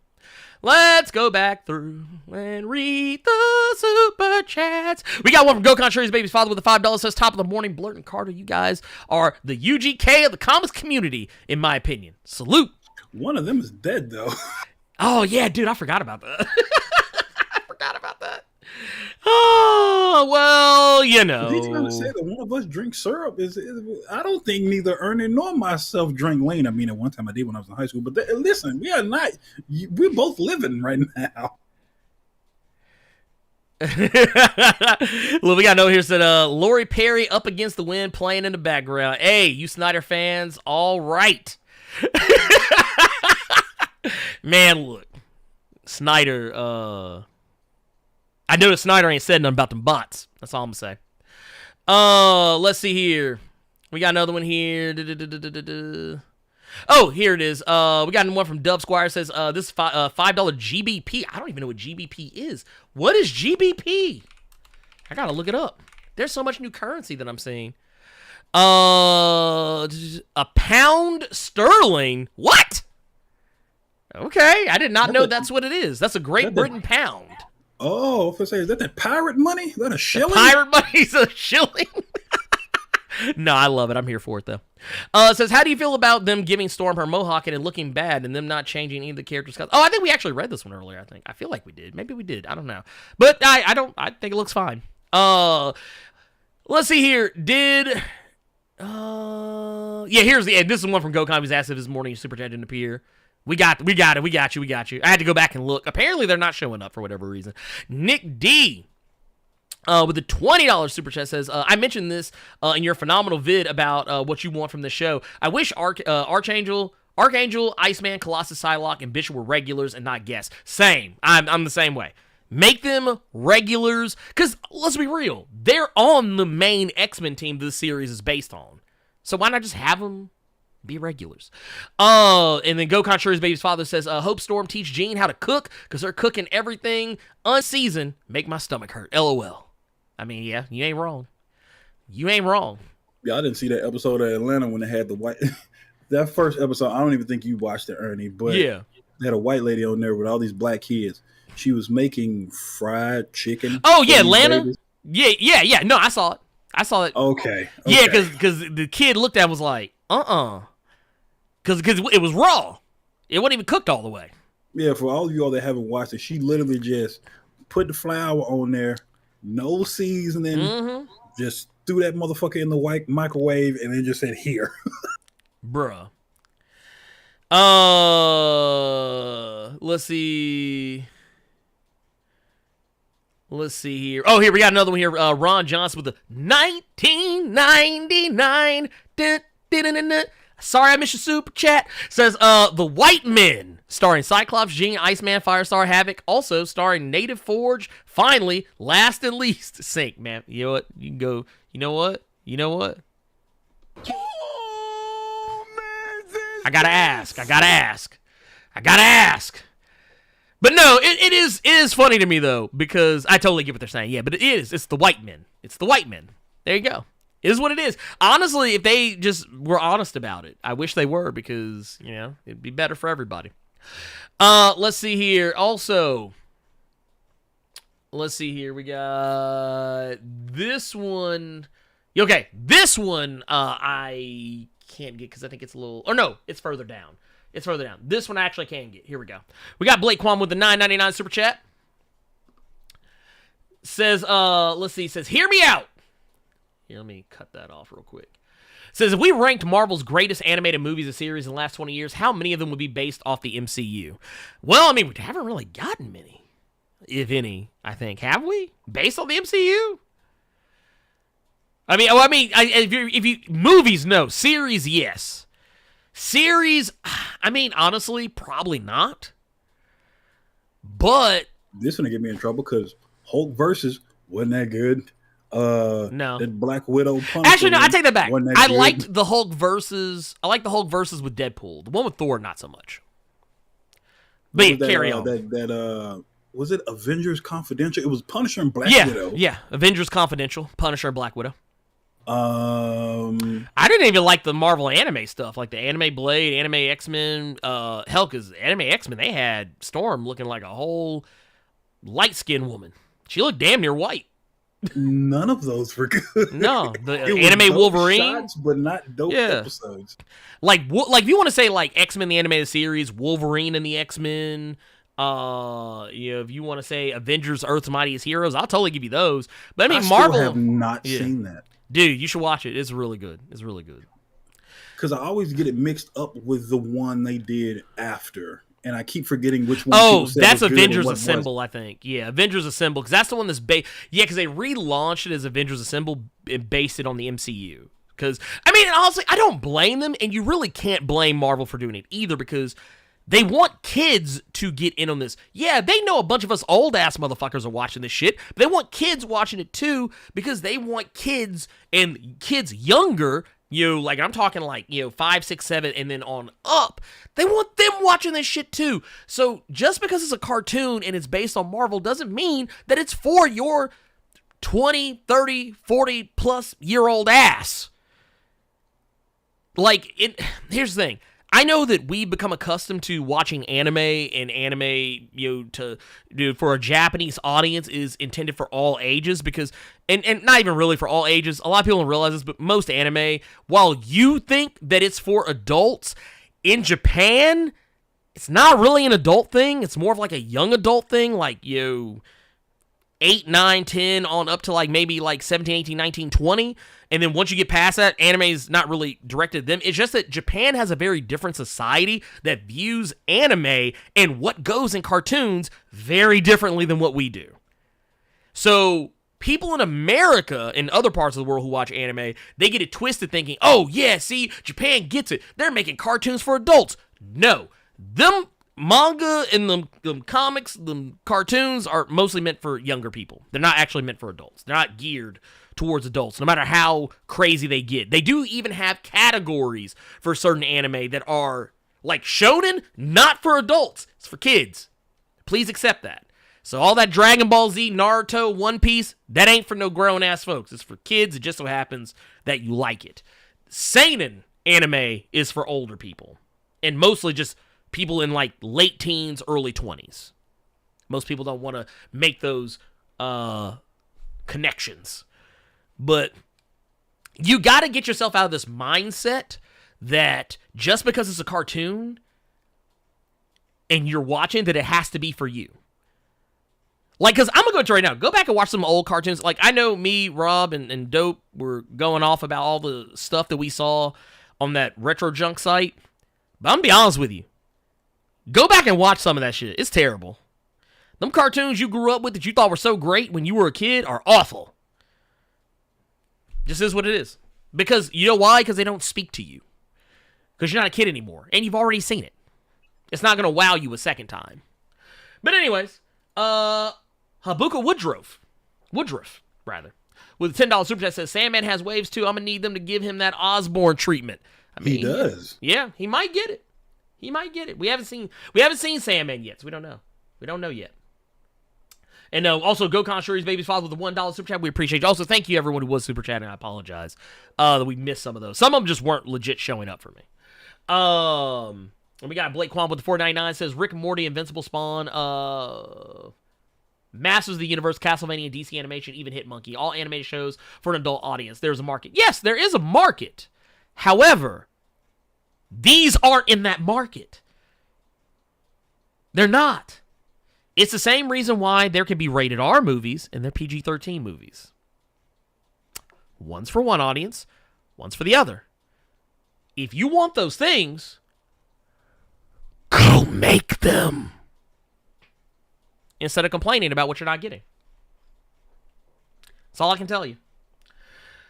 LJ Brown, thank you for the 21 months. Pimp says Carter about to get the Norman finger waves today. I am not. Yeah, he is. He gonna get it. He gonna get it. I can see it now. Dude, I finally found a black barbershop. I'm just happy on that end. I was telling some people here, Ernie, I don't know who I am anymore, okay? Oh, shit. You finding yourself? All of this was $50. This was $50.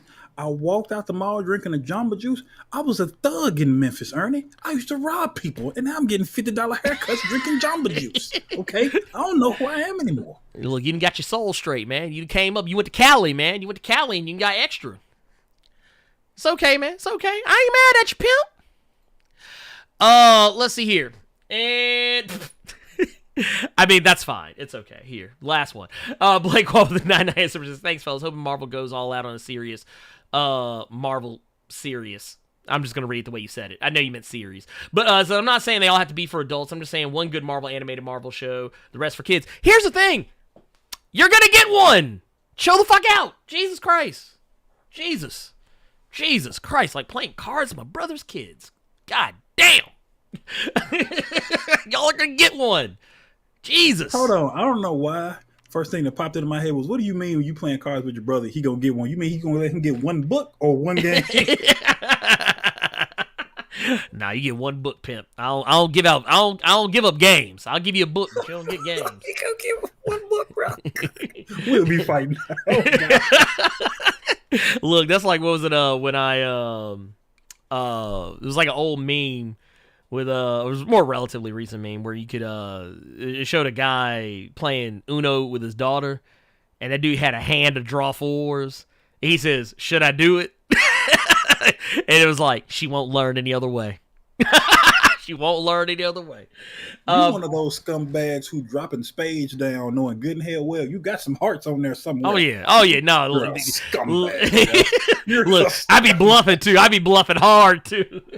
Like, yeah, man, I didn't have it. No, I didn't see it. I didn't see it earlier. I didn't see that diamond earlier. But no, Fancy Boy 82 with the 179. Is that a pound? I think that's a pound. This is who would be in your own Hellfire Gala X-Men team? I like that it says his Hellfire Gala. The Hellfire. I mean, they do need help. They do need help. I look, for me, if I had my druthers, I would keep Cyclops and Jean in sync on the team, because I have no problem with them being there. Honestly, I kind of feel like Cyclops is a guy that if he's on an X-Men team, I'm not going to be upset about it because he's one of the OGs. Fuck that. The fact that he out here dry snitching, his ass should have been gone. They could have got somebody else in his spot. They could have took him out and kept Havoc. Fuck that. Well, I mean, here's the thing, Carter. Here's the thing. It wouldn't have mattered if he snitched. Orcus was going to expose them anyway. I understand that, but I still feel like some people... I feel like they should have some people on that island who don't care about that and should have been like, no, fuck out of here. That's what I'm saying. The fact that everyone is just in agreement that no, he should still be on the team. That's what book did you read? You mean? Because Forge lit him up for it. No. I get that, but he still and on the team with him. And Cyclops himself even said that it was going kind of rough, that a lot of people were giving him a hard time. But he's still on the team. Yeah, I feel he's like still on the team. Somebody should have been.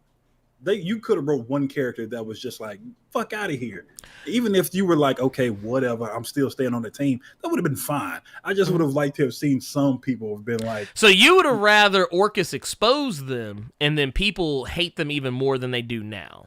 I'm not saying that. What I'm saying is I would have liked to have seen some people not want him on the team. And maybe we'll get that in subsequent issues. I mean, it was that's made all I'm pretty saying. clear.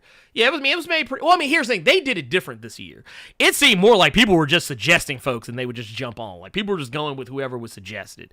Because Havoc, they were like, because Forge like, oh yeah, no, Havoc, I want Havoc on, and then Havoc's on the team now. Cyclops was like, oh yeah, no, Forge, put Forge on the team, and Forge is on the team now. let me tell you something here to you. They're not finna throw Captain Krakoa in the hole, bro. You're not finna throw Captain Krakoa in the hole. But here's the thing. Here's my thing with it. It's here's the thing. I just don't care because I don't think it's that big of a fucking secret. Like Krakoa has way more interesting secrets than Resurrection. Because I mean, hell, superheroes die and come back all the time. It's not that hell, X-Men have died and come back before. It's not that huge of a secret. The only thing now is that people know they'd have found out regardless. And if anyone was gonna snitch, I'd rather be Cyclops than Charles Xavier.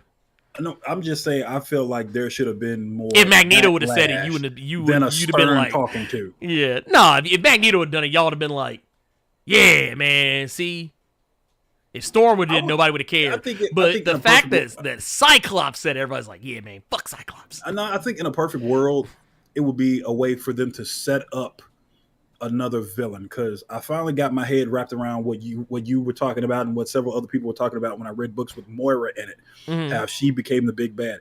It would have been funny if somebody looked at what he did as more so, you're going against mutants. You went to Ben Urich running off at the mouth. They're not going to look at it from an objective standpoint. They're going to look at it as you went against your own people kind of thing, like the mutant equivalent of Coonan. Yeah. Well, no, I mean, here's the thing. It's not to say they're not going to... I mean, it's only been one issue since. And that wasn't even an official X-Men issue. That was just a special issue. So, I mean, I'm pretty sure when Jerry Duggan picks it back up, we will probably see that.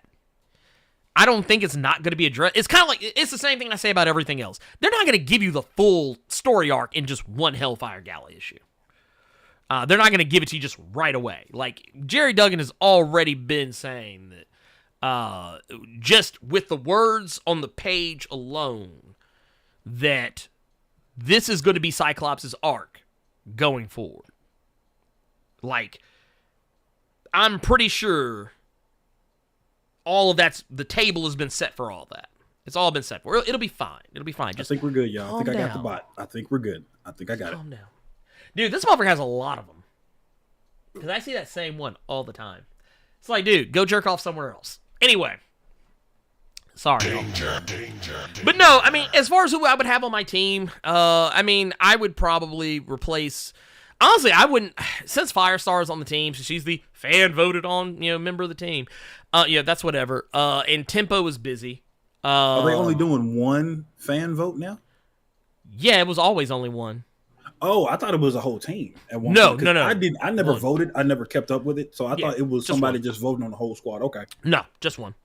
But no, I'm fine with Magic being on the team. That's fine. I'm even fine with Forge being on the team, even though he lost the vote last year. But honestly, I would have rather been the folks that lost. That would have been dope. That would have been like, dope. and honestly, I feel like they should be a team. I feel like the team that loses the X vote, like the people who lose the X vote, do just like what you did with Secret X-Men, but make it a series. Make it like a regular series where like the people who are up for the vote but don't make it, they get to be on a team together. That would be think dope. about it. Let's show them that we can be Right. X-Men. That'd It's be kind of fire. like what they did with Tempo, and other characters. There were characters that didn't make the cut. And they got to go to other teams, like Tempo last year. Didn't make the cut, went to the Marauders. She's been showing out ever since. Who else? Was it Banshee? Banshee hasn't really gotten to do much, but I mean, he got his skin ripped off. Forge. Forge didn't make the team, and he's been pretty much showing his whole ass ever since. And yeah, you just keep going down the list. Everybody's kind of gotten something to do. For the most part. Not everybody, but most people have gotten something to do. Sunspot has gotten something to do. Cannonball, not so much. And they've all moved on to other teams. Except for Forge. Now he's on the X-Men. But yeah, I would like to see that. But yeah, as far as like who my core team would be, honestly, on the spot, apropos of nothing, I really can't think of anybody. I really can't think of anybody just off the top of my head. If I could... Because honestly, I'm just looking at the team that's before me, and I'm just like, yeah, this is the team I got. And everybody else is already on other teams. And I know they don't want to do a thing where they have one character on one team and on another team, because it muddies the water too much. Wolverine's the one exception, because technically he's on X-Force, but he also has his own solo series. And he just pops up everywhere else as needed. I wonder what they're going to do with Laura now that she's not on that team. Because yeah. just to answer that question, my own Gala team would just be Jean and Cyclops, and Jean and Cyclops wouldn't be on it. Okay. I would want a lot of new faces for Jerry Duggan to write to show that, just to big them up. I thought you were going to say something else. No, I was looking in chat. It sounded like you had more. Came back. I thought the bot came back. I was waiting for you. You sounded like you had names, and I was like, okay, cool, go off, King. But I guess, you know what? I have a folder. I have my X-Men folder in front of me with all of my various and sundry characters, X-Men related. I mean, honestly, as I'm looking at it, if you really wanted it, I would have taken... Honestly, my team looks a lot like the Secret X-Men. It looks a lot like the Secret X-Men. But I'll just say, I'll tell you what, give me Marrow, Morph. I would want Storm on the squad. I would keep Sync and have him as the leader. Let him actually get that role that he was being set up for. And then beyond that, I would not have Firestar on the team. Or actually, no. Take Meryl off. Take Marrow off. Put Feral on instead. I would put Feral on. Get a character on there who hasn't gotten any shine. I would keep Magic, add Armor, and throw Gentle. Throw Gentle on there as well. Hey, you know what? Okay. Just for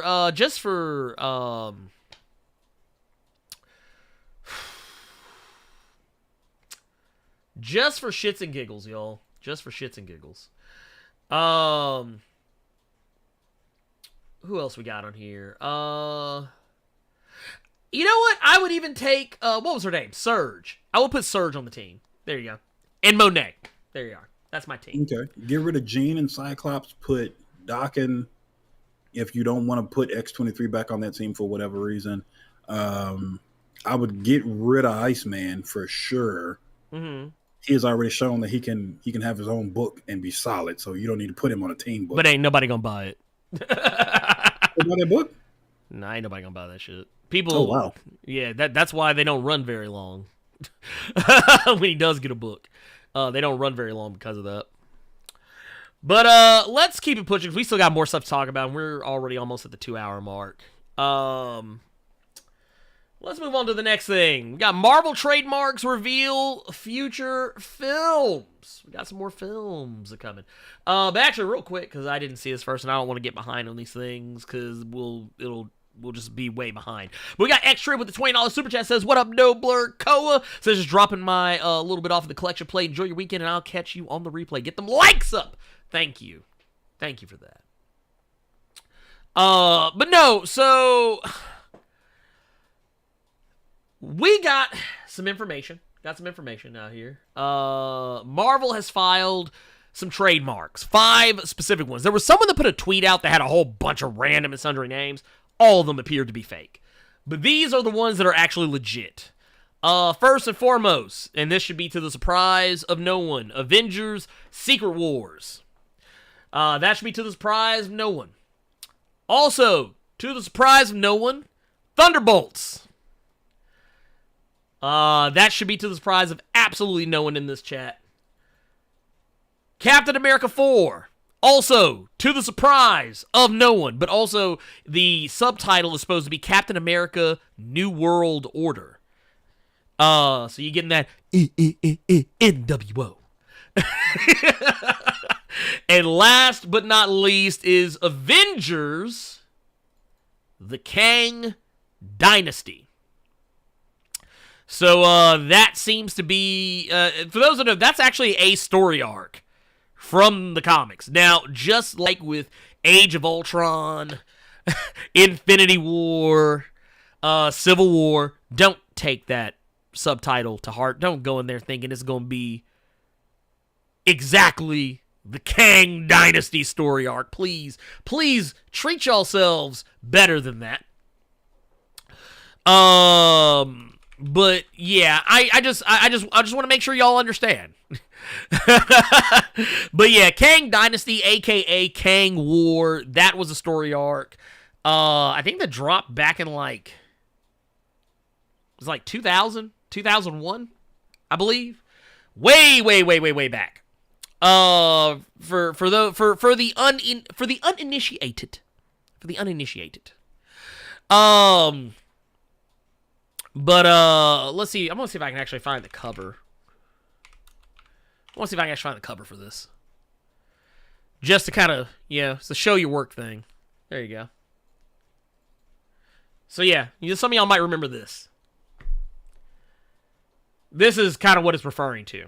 Now, whether or not this will how this will translate, we don't know. But it'll be a thing. It's happening. These are all things that are gonna occur. It'll be fine. We'll live. It's coming. One way or the other. Let's see here. I'm trying to see. I'm actually checking something real quick to see if anything else.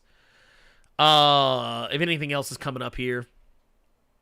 Let's see here. I guess, I don't know, Carter, how you want to tackle this? Since we know we got Black Adam and Shazam stuff.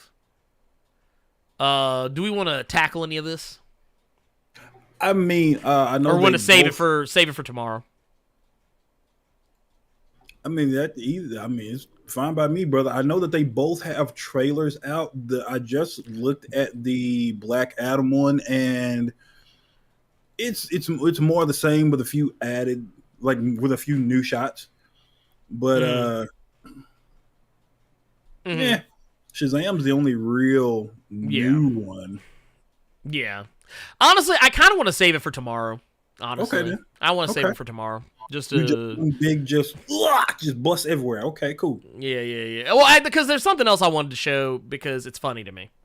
Okay. And there's a couple other things I wanted to address. Because we got a.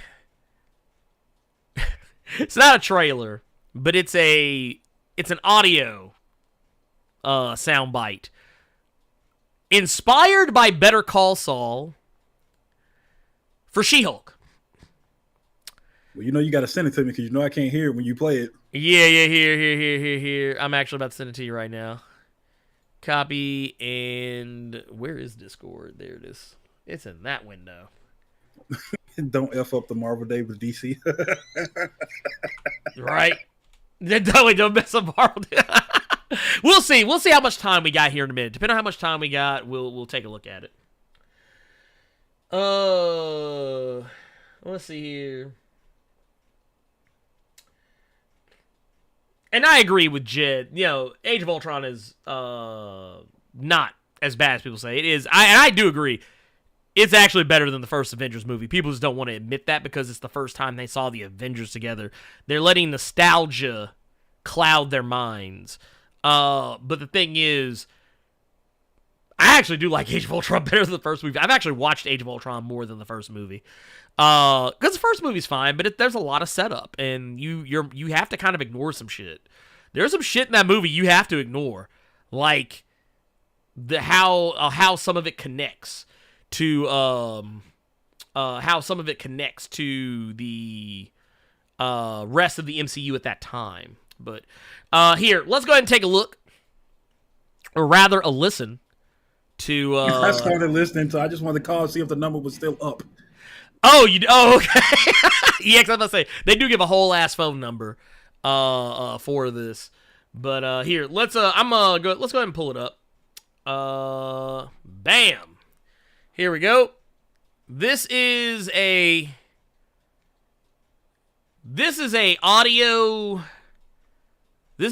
setup here. It's basically what the message you're supposed to get when you call 1-877 She-Hulk. So here, I'm going to play it now. You've reached the Superhuman Law Division at GLKNH. Okay, this time recorded as She-Hulk. What? Yep. Wait, Yep. you know they can't see me, right? Okay, whatever. Your call is very important to us.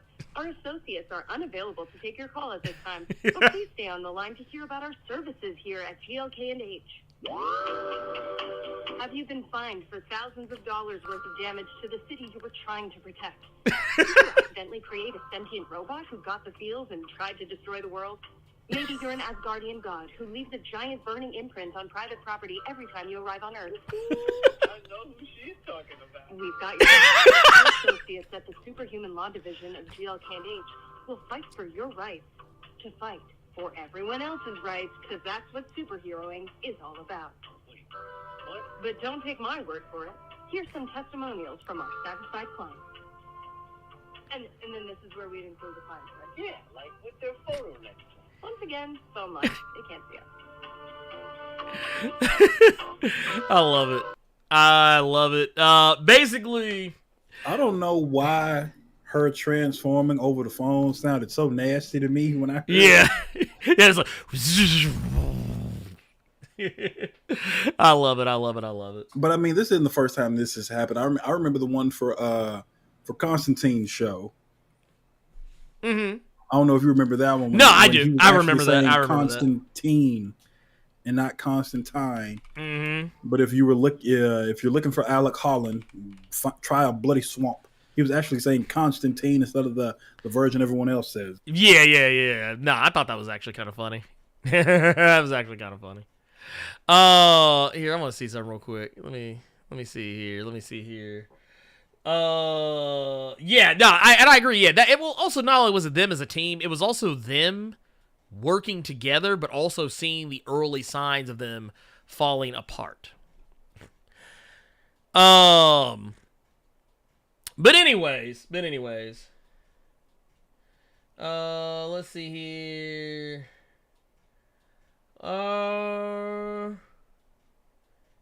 Let's see here. Let's see here. What else was there? What else was there? Hey, Michelle, how you doing? So you're gonna be heading out? You're gonna be going back? Let's see. Talking about in August? Oh, we are gonna miss you too, and hopefully you have a safe trip. And yeah, just be safe. Be safe. Don't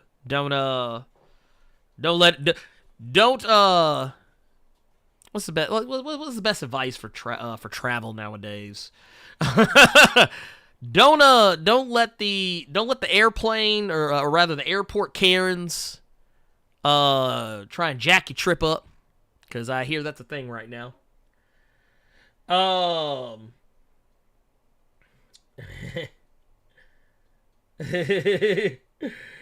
Let's see. Jennifer Walters doesn't roll off the tongue like Saul Goodman. I mean, I guess.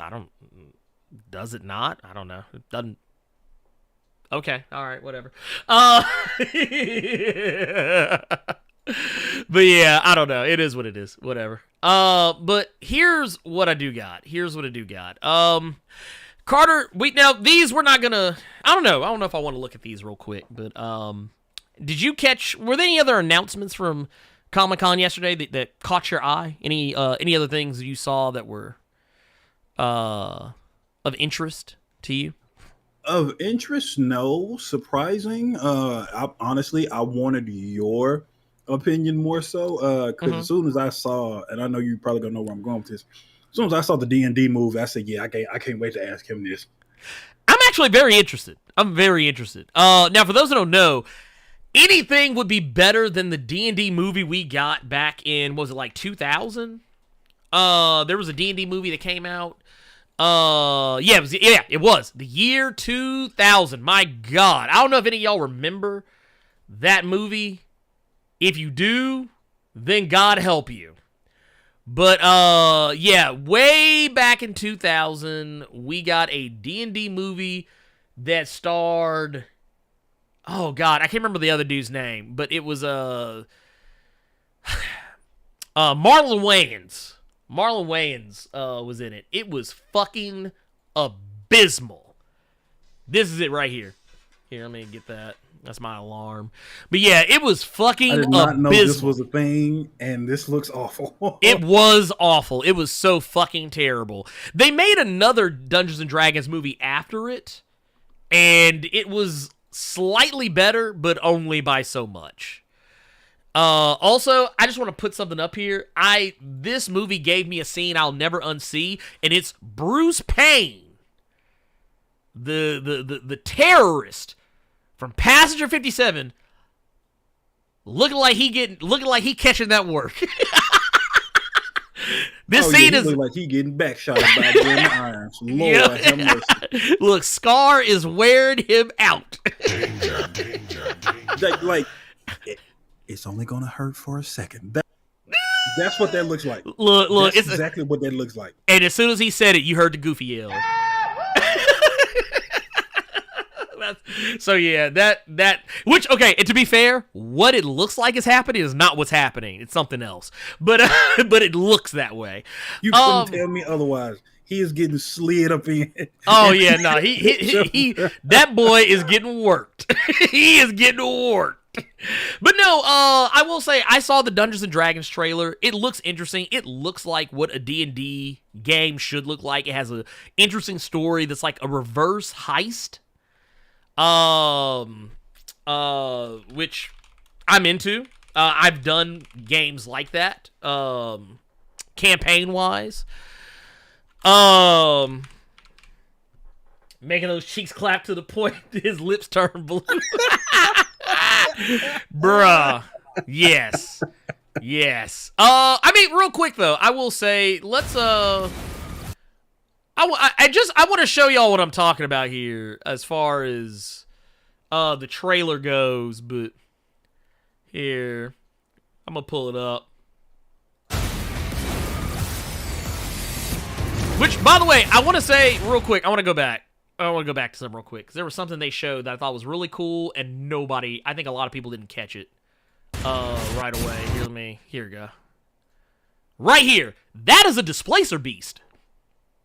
I don't know what that is. That is a panther-looking animal that is out of phase at all times. So it's constantly blinking in and out of existence because it jumps back and forth between the ethereal plane and the prime material plane. So I thought that was cool. That was a nice little touch. And you can tell that this... Oh, wait, where is it? Right here. This right here is a black dragon. You can tell that is specifically a black dragon based on the breath weapon that it's using.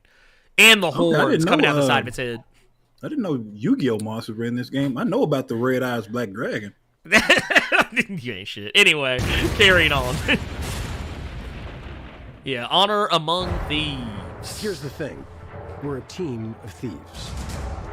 And when you do Karen this, Gillan actually tweeted something out I liked, and he was saying bound to that make enemies. he really liked that they didn't Sometimes do a those story enemies come looking akin for to revenge. Die. Right, These right. Are just these are actual characters. Right. So he really liked Yeah. it. That gave me, and I said it on Twitter, that gave me hope. You might actually see a movie version of Die at some point. I hope so. I do hope so. Truth be told, Also, I like that Chris Pine's we in helped the this. wrong Like, Chris person Pine is do the actually wrong good thing. for something like this. Because it's pretty obvious he's playing a bard. He's playing a bard. But we're gonna fix it. So how do we pull that off? And Michelle Rodriguez is a barbarian. I think she's a barbarian. She might be a straight-up fighter, but she seems like she's a barbarian. You got this, right? I know you don't. Look, they got magic. What, dude, she's rock bottom, dude. Magic. And you. Although, they don't know what to call the druid. I love it. What is that again? It's an owlbear. I love it. I never thought I'd see an owl bear in a movie. There is evil here. And yes, I saw somebody in the chat say it looks like Legend of Vox Machina, but live action. Yes. Which also, I think that's the best way to do this. This one's dangerous. Oh, a mimic! But whatever happens,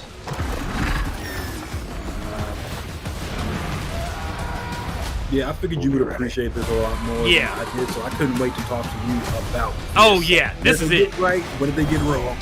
No, I mean, they got most everything right. What exactly that you bring to this? I'm a planner. I make plans. You've already made the plan, so... If the existing plan fails, I make a new plan. So you make plans that fail? No. He also plays the lute. Not relevant. I love it. I love it. I love it. Here's the thing. It looks like D&D.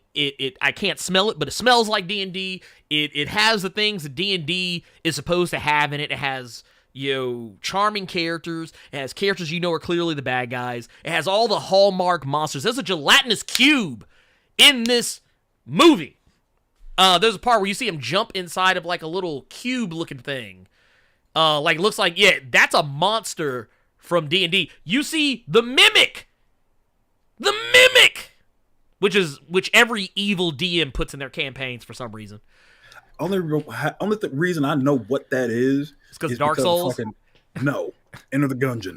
Oh, there you go. Enter the Gungeon has chests like that. You think it's going to be a good-ass gun. Yep. And that shit wakes up and messes up your no-damage run. It pisses me off. Oh, yeah. No, because Dark Souls has them. They're a staple of Dark Souls. Like, you'll walk into a room, you'll see a chest. And the thing is, I know in most Dark Souls games, you can actually tell now, like, if you look at them, the chain on the chest goes the wrong direction, and you can sometimes, you stare at the chest, you can see it breathing. Like, the chest's mouth, it opens a little bit here and there, so you can kind of tell. But yeah, right here, gelatinous cube, right there. I love it. I love to see it. I love stuff like this.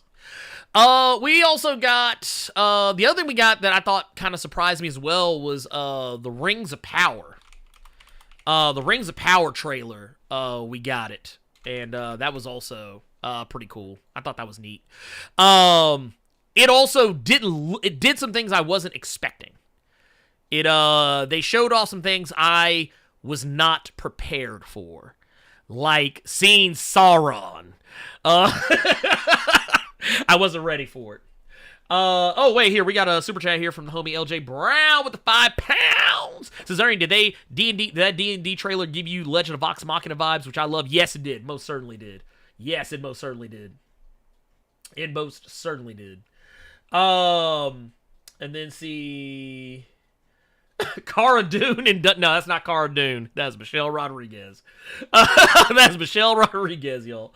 And Roby Forever with the $2 super chat says, Alfred hitting them cheeks on his night off. Y'all ain't shit. Y'all really ain't shit. But I love y'all just the same. Also, Brian C. Brown with the $5 says, just a little appreciation for y'all. Big thank you, Blerd and Carter. Stay safe and cool out there. Or out here in this heat. Yes, we will. You do the same, please. But yeah, no, the rings of power. I wasn't expecting it because we actually got what some people have started referring to as Hot Sauron. Some people forget Sauron because in the Lord of the Rings movies, you never see Sauron because he doesn't exist anymore. He exists as like a spirit form. You don't really ever see what Sauron looks like outside of that armor. And what a lot of people don't realize that Sauron is, for all intents and purposes, an elf. Okay, so this is the only thing I'm going to say about this because this just shows how much I don't know. Okay. I thought Sauron was that big fucking eye. Well, no, that was Sauron, but that was his disembodied spirit form. That wasn't him. That like he could look around and see everything, but he couldn't. Like this is what Sauron looked like in Shadow of Mordor. Like he was pretty much an elf. He was a very pretty looking elf. A lot of people don't realize he does look like a normal person under all that armor. It's just that he takes forms and has different names that might throw you off. Because he's supposed to... Here's the thing about Sauron a lot of people don't understand. The reason why people fell for his trick is because he presented himself like this. He didn't present himself as an enemy of the people. He presented himself as a friend first. And then once he had gotten everybody to believe that he was who he said he was, he flipped the script on them. That's why, when he gave them the rings of power as a gift, that's why, like, I always would hear people say, why did everybody take the rings? He's clearly a bad guy. And it's like, no, he didn't present himself that way. It wasn't until after he gave them the rings that all that started happening. That's how you can tell who's read the books and who only watched the movies. But I've only seen one movie and played 2 games. I know nothing. Okay, well then this. Well, okay. Here's the beauty of this. This takes place before the movies.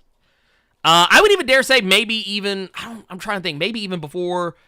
Maybe even possibly before the game. Yeah, it has to. Yeah, it has to. But no, we got a new trailer for Rings of Power, which I thought was pretty interesting. Here, we got it right here. We thought the war at last was ended. And for those who don't know, that is Galadriel. The woman who was placing that helmet down. That is Galadriel. I don't know who that is. Or it might be Elrond. I know Elrond and Galadriel both in this. We thought our joys would be unending. We thought our light would never dim. The skies are strange. I think he might be a hobbit. Got a black hobbit, y'all. You just hear Galadriel. The moment we feared. That's a Palantir. That's what Saruman the White had. So he was able to communicate with Sauron. Evil does not sleep. I'm saying this solely to troll people. But where was all these colored folks in the movies? That's yeah, exactly. Because Tolkien was kind of slick racist. All beneath the mountain. He has not one name, but many. Every time they play this music, I think I'm about to hear Duel of the Fates. If you heard of Sauron.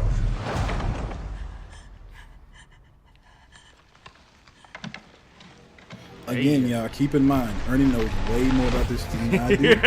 I have only seen 2 Towers, and then I played the 2 Towers and Return of the King beat 'em ups on the GameCube back in the day. Oh, you never played Shadow of War or Mordor? No, I played Shadow of Mordor. I got to Gollum and then got bored and quit playing. Oh, wow. I have never finished Mordor. I never even touched, not even a demo of Shadow of War. Okay. Shadow of Mordor is really good. War, not so much. It's okay. Got us a brother elf. Each of us must decide. Wasn't she Amanda Waller in those CW? Yes, she shows? was. Okay, She was also cool, Navian cool, cool. on Spartacus. Gotcha. There can be no trust between hammer and rock. I like that. Actually, one or the other must surely break. No trust between hammer and rock.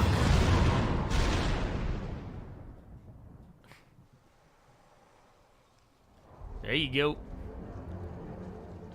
You have been told many lies of Middle-earth. There you go. Shadow and flame, brother. Snatch!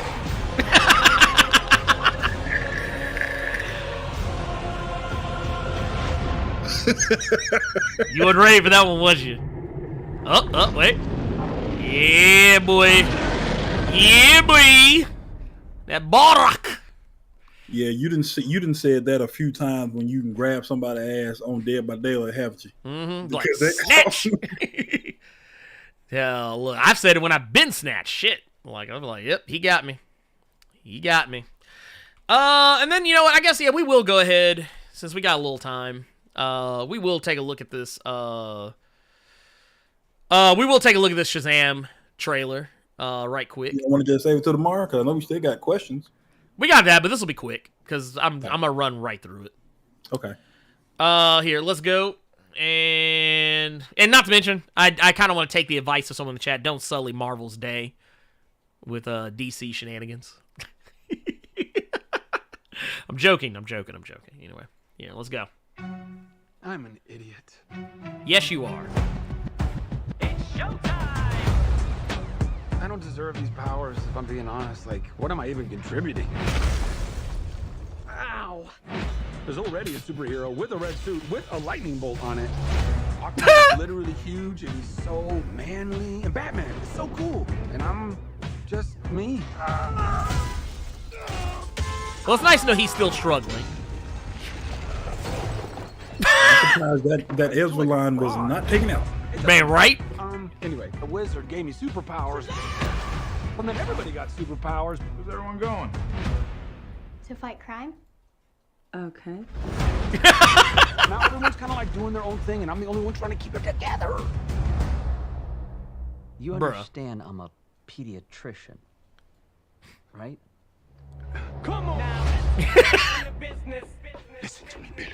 The fate of your world depends on it. Dude. The daughters All of right. Atlas are coming for you. Lord, Lucy Lou. Helen Mirren. Children stole the power of all the gods. This is very personal, Billy. Okay. Look, I might not have as much experience as you because I'm not super old like you, but I've seen all of the Fast and the Furious movies, lady. It's all about family. He's like, let's try it again. Guys, that was a signal. Introducing the star of our show. His name is Shazam! Bruh. I ain't gonna lie, it looks smooth as fuck. Your world will not survive this. I don't know how we fight powers like this. You think I know how to fix this dude, but I really don't. Billy, everyone can be worthy. Look, Jamal Hansel, he literally just came out his house. Go fight for your family. Go fight for the world.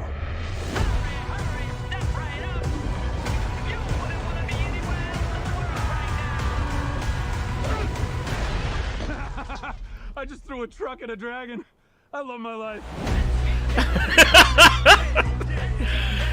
That's actually pretty smooth. I like it. We had that same necrosis Black Adam got going on in the comics, ain't it? Man, what you done said. What you done said. Oh my God, Megan Good. Jesus Christ. Yeah, look, still looking good.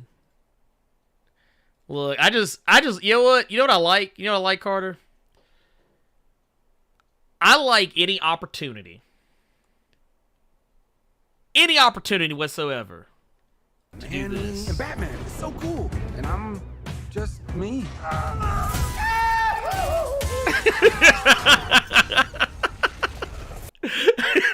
I don't know why I had to take that opportunity. Anyway.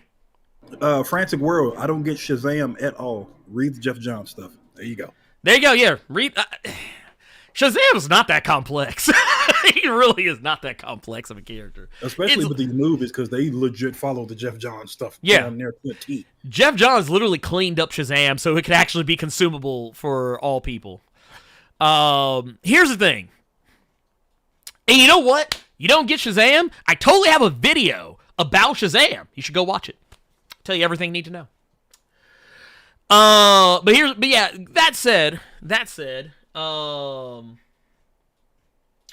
will say, I'm curious as to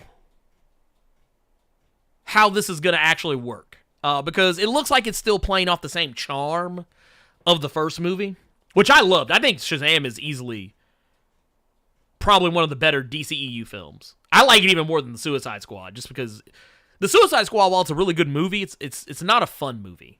Or not, I won't say not fun. It is fun, but there's some moments where James Gunn gets a little edgelord with it. Some of the violence can come off as, like, trying too hard to earn that R rating sometimes. Like, there's, like, the scene where, like, Bloodsport and Peacemaker are, like, doing the shoot-off. Like, that scene, it was almost too gratuitous. It was like, if they were just trying too hard. They were like, no. This is where we earn the R rating right here. That's what they were trying for. But Shazam is just good fun. It's just like, it doesn't have to try too hard. It doesn't have to try and be too edgy. It's just a superhero movie that just happens to be charming AF. And I like stuff like that. Not to mention, it taught my daughter to love a superhero that was not Spider-Man. Like, she discovered she really liked Shazam. She thought it was really cool that, you know, that's a kid can say a word and become a superhero. She thought that was just blew her mind. But anyway, Carter, I'm actually taking a look. I'm not gonna lie. Yeah, that Black Adam joint, it ain't nothing new. It ain't really showing really. Yeah, it can wait until tomorrow. Yeah, it ain't showing anything we ain't seen before. Shazam actually showed some stuff that we didn't know.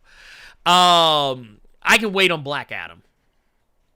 That said, the only other thing I'll probably say, these are more surprises than anything else. The fact that we are going to be getting the Extreme X-Men making a comeback. I thought this was cool. Chris Claremont. I was totally about to make a joke about them because I saw people kept bringing up Bishop's name in the chat. Mm-hmm. So to know that that's actually coming is hilarious. Yeah. Which, the thing I'm not 100% sure on is where this fits, because I'm not sure if this is supposed to be a sequel to the original or if this takes place within, like, the current timeline or whatever. Was that official from San Diego Comic-Con, that picture you just had up? Because that looked like Ultimate Wolverine. Yeah, no, that was official. That's an official one. It'll be... Actually, wait a minute. Here it is. Says, it'll be on sale November 30th. Oh, wow. So, yeah, we'll be seeing that one real soon. But it'll be Chris Claremont and Salvador LaRocca. And we also got a announcement of the Batman Spawn crossover that's going to be happening. It's a Batman Spawn one-off. It's going to be Todd McFarlane and Greg Capullo. They'll be teaming up for... That book is going to look fire. It'll look fire. I don't know if it's going to be fire. Might be a dumpster fire. That's funny, dude. To have the brother that learned everything art-wise from Todd McFarlane doing the art in a McFarlane book. That's dope. I think the book will be interesting. My thing is, I don't have the fondest memories of the original Batman Spawn crossover. I don't know. Did you ever read that? Caught it every time. And I think even with your hatred of Spawn, you know good and hell well he was not supposed to lose. No, because here's the thing. And I even made I think when I did my video for Spawn, I even talked about this. I talked about how Spawn, he catches a batarang in the face in the last page of it, and he's supposed to have the powers of hell. He has a healing factor, all this other stuff. He's supposed to be, like, impervious to all this stuff. And that dude literally had them shoestring stitches in his face for about 2 years. Like, he's, like, everything after that, he still had the shoestring stitches in his face 2 years, 2 actual years later, worth of comics. Spawn coming out regularly, month after month after month after month for 2 years, still had it. Did get it. I did not understand it. That's also why I high-key think Spawn is a scrub. You let Batman clown you like that. Look, this man has fought the devil himself and gonna let Batman get him? No, that ain't no real superhero. Look, Prophet wouldn't let Batman son him like that. But no, that was one of the other ones. There were some other ones. Those were just the ones that caught my eye. And shout out to James Tynion, winning multiple Eisner Awards. Jesus. I've been trying to find who won what. I've been trying to find it since yesterday. Yeah, here it is. I actually have it right here in front of me. Let's see here. Something is Killing the Children. Best. No, it's a tie. They tied. Something is Killing the Children tied with Bitterroot. Wow. For best continuing series. The Good Asian won best limited series. Wonder Woman. That's a problematic title. Bro. Yeah, it is. But I get why it is what it is. Yeah. What was it? Best single issue was Wonder Woman Historia, the Amazons. So that was Kelly Sue DeConnick, Phil Jimenez. So I mean, that's no surprise. Yeah. Best new series was Nice House on the Lake, James Tynion again. And what was it? The rest of these, best humor publication, one of my personal favorites, Not All Robots. So that one won. What's that? Not Aftermath. AWA. That was AWA. AWA Upshot. Yep. Mm-hmm. So you talked about that one, right? Yep. Not All Robots. One of my favorite stories. That's come out in recent memory. Not All Robots is really good. Very good comic. Let's get into our. I'm gonna be real quick. With my recommendation for the week. My recommendation for the week, and this is kind of cheating, but I don't care. It's my segment. I do what the fuck I want. Play Death Stranding. I played Death Stranding. I'm gonna tell you, and the reason why I say this is because it was a game I shit on when it originally came out, because I was like, dude, this game looks boring as fuck. And I got the PlayStation Premium. That, yes, the one where you can play, like, not just the PlayStation 5, PlayStation 4 catalog of games, but you can also play, like, the PS3 catalog. Well, this isn't a PS3 game, it's a PS4, PS5 game, but I downloaded the PS5 version of it, and I did it thinking I'm not going to like this game. I literally play it every single day of the week, and for hours. I played it yesterday for, like, almost 10 hours straight. Just because I just do that. I can do that. It was fun. But yeah, it's a fun game. It's a Hideo Kojima game. It is a very Hideo Kojima game. I'll say that. But if you've never played it and you're curious to, as to whether or not it might be for you, it might be. If you liked, honestly, I would say this: if you liked Metal Gear Solid: The Phantom Pain, I would say you could find a lot more to love here. Because I didn't really care for Metal Gear 5. I didn't care for it very much. It was fun, but I felt like I was just doing busy work. Just running around, just doing random and sundry shit. I never really had a purpose. Except just to beat the game. But Death Stranding, even though there is a purpose, I find myself just meandering around doing aimless shit just because I can. So yeah, that's my recommended for the week. Carter, what do you got? You gonna pull out Wonder Woman Dead Earth? I am not. My recommended. So it's actually from Daniel Warren Johnson. My recommended this week is going to be Dual Power Bomb number 2. Once I finished reading that book, I literally hit Ernie up immediately. Yes, he did. And said, read that book. I was going to do it anyway, because, Yeah, I think you literally told me you had it in your hand and you was about to. Oh yeah. Do a power bomb. It's like, honestly, it's one of the. I said it yesterday on Twitter. Do a power bomb is actually. Let's go here for this one. Here, let's do. Oh yeah, it's on this one. That's right. This is the chat. There you go. Do a power bomb. Do a power bomb. And I'll let you go ahead and finish there. But I literally said this is the best comic that's come out all year. Yeah. So if you don't know, Do a Power Bomb from Daniel Warren Johnson, the man who did that right there. That right there.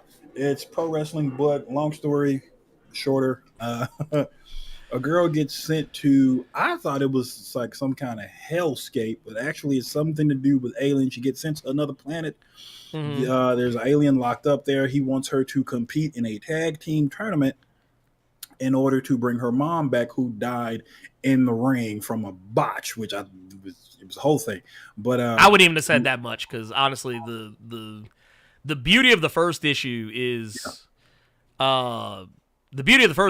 not knowing that that's coming.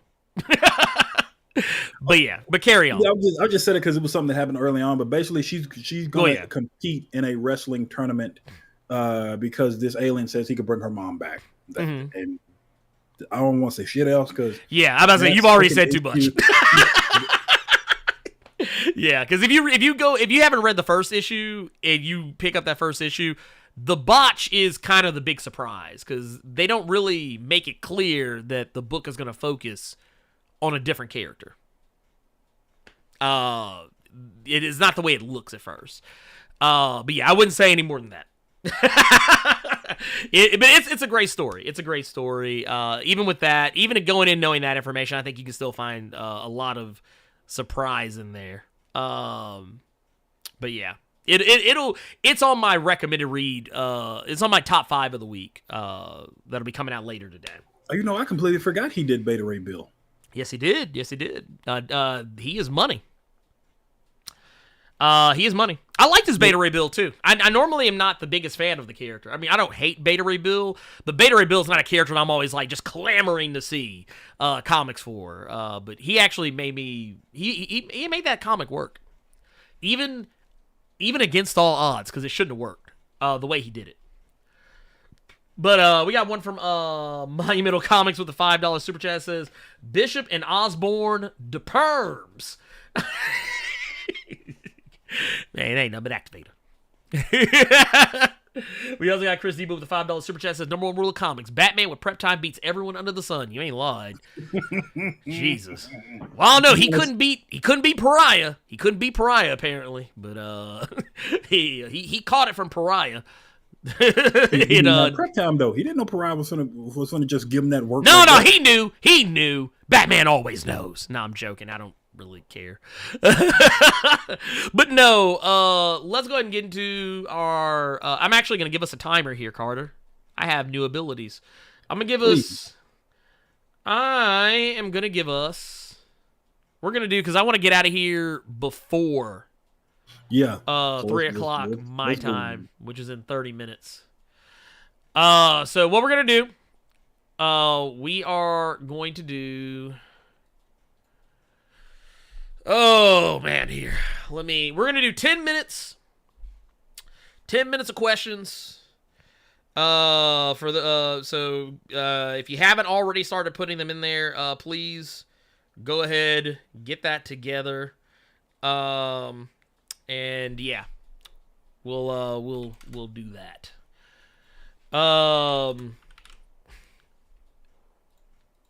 There. All right, I'm starting now. My timer is up. Okay, so let's go through here. You going through the chat or you going through Discord? Yeah, we're going through. We're gonna go through Discord first. Going through Discord. Actually, you know what? I'm gonna give us 15 minutes because we're gonna do a combined. We'll do a combined. 15 minutes. Let's start with the cord. This one might be easy because I don't think we have very many in here. Unless something changed. Okay, so we got, Rarong says, what up, Blerd and Carter Presents? Did you listen to Lonely by Nightlife? Excellent cover. Put me all in my feels. Yes, I did. Because Nightlife doesn't have a full album out yet. They only have like they have like an EP with like 3 songs on it. I listened to all 3. Loved all 3. But yeah, they do a cover of Lonely that is really awesome. And then the other one I think is an original song, I think. But yeah, really good. Carter, did you listen to any Nightlife after we talked? What you posted last week when you showed it to everybody, that and nothing else. Not saying it was bad. I just hadn't checked it out yet. Okay. Yeah, I went on their on their YouTube. They don't have anything else but that one video. On Spotify, they have 3 songs. But yeah, it was good. It was very good, very good. They have become a group I now keep an eye on. I'm always checking their social media to see if they put out anything new. Rough Rider said, did anyone else hear that Pinky from Friday was Professor X? And thoughts on Vinnie Mac's retirement? I thought he was talking about a different Pinky. I did too. I was like, huh? Like, honestly, I thought he was going like Pinky in the Brain. But no, I heard about the rumors. I don't think those are true. I don't think those are true at all. But and Vinnie Mac retiring, I think he retired before he was fired. Because the board was literally looking to push him out. To save the company from the allegations of his sexual misconduct with WWE money. But yeah, I have nothing else after that. Bye. That's how I feel about the he can go ahead and get. I will not miss him. Not one bit. True story. Never been the hugest fan of Vince McMahon as a character or as a real person. I didn't even think he was a good heel. I thought he was just constantly being himself. It's not really being a good heel. Emperor SHK says, what's up, y'all? Hope your weekend is going well. With all the announcements that Marvel dropped this weekend, what are you most excited for? And is there something you wished you saw, or do you think it is enough? Also, with the next Black Panther movie dropping soon, do you believe there's a chance Michael B. Jordan somehow returns to fill the BP role, especially with all of the multiverse and variants that Marvel has been toying with? I've heard rumor that Michael B. Jordan may make a reappearance somehow. I don't know if that will actually be the case, and I'm not even sure I want that. But so far, what they've announced, stuff with X-Men 97, the Lord of the Rings trailer, which technically I knew was already happening, but just the trailer alone was cool. The Dungeons & Dragons movie trailer. Movie I already knew was happening, but I'm glad to see that it looked cool. Everything else was pretty good. It's about par for the course, and like I said, we haven't seen the stuff that we're going to see later today. I'm pretty sure I'm going to see everything I want to see. I'm very patient. I believe, there are two things I believe in, two sayings I believe in. One is the saying that you measure 10 times and cut once. You measure once, you measure once, you will cut 10 times. I believe in that saying wholeheartedly. I also believe in the Shigeru Miyamoto quote that a delayed game eventually becomes good. A rushed game is forever bad. I believe in that wholeheartedly. And I feel that that also can apply to just about any other piece of media. You rush something, you're not going to get something good. Take your time, you'll be good. Because at the end of the day, the way I feel about it personally, I feel like whatever it is that Marvel wants us to have, I'm not going to rush them for it. They'll get it to me when it's ready. It's kind of like the way that the people who make Fable, the Fable games. I liked the way, or actually XCOM. Remember, XCOM also did this. The game will be out when it's out. I feel the same way about movies and everything else. We got Rog says with another one says, "What's up, Blerd and Carter?" Says, what is an Infinity comic? I have the Marvel Unlimited app, and there's a bunch of them. Okay, so the Infinity comics, they're digital only comics. They don't come out physically. They're digital only, and they're drawn in such a way that is conducive to read on a phone. And they are canon. They are canon. The X-Men Unlimited ones are at least some of them sometimes, and it does not translate well. No, it doesn't. I don't like the way they look when they release them physically. But yeah, matter of fact, one of the Unlimited comics was referenced very recently in Marauders. When they brought up Nature Girl. So yeah, that's a thing. Let's see, we got another LJ Brown says, Artie and Carter. What up, Dynamic Duo? What ending to a comic / movie or any medium threw you off in a good way or bad way and left you deep in your thoughts? Since we just brought it up, I'll just cheat and say do a Powerbomb number 2. I'm not saying what the ending is. That's all you need to know. And that was in a good way. A movie that something that ended in a bad way for me, No Country for Old Men. The movie just ends. I actually like that about that movie. The one that I can tell you right now that I will always say is The Mist. Fuck that movie. Fuck that ending. Fuck it. I love that ending. Because it's supposed to be bleak. It is very bleak. Let's see. We got another one here. It says, hey, Blerd and Carter. What are your thoughts on the Red X... the Red X reveal from Titans Academy? I haven't been keeping up with Titans Academy, have you? Oh God, I forgot who it was. I heard about the reveal, but I have no opinion on it. Fuck, I forgot who it was. I didn't know I couldn't remember what that character was on though. It wasn't Robin, it wasn't Tim Drake. It was somebody else. They were trying to get revenge on something. I think it was Geomancer or some shit like that. Oh, that's gonna bug me now. I can't remember who it was. No idea. I heard there was a reveal, and I heard people were freaking out about it. I didn't read it. Here, let me do that. Because I didn't change the thing. Here we go. And then last question from the Discord, and we're moving on to questions from the chat.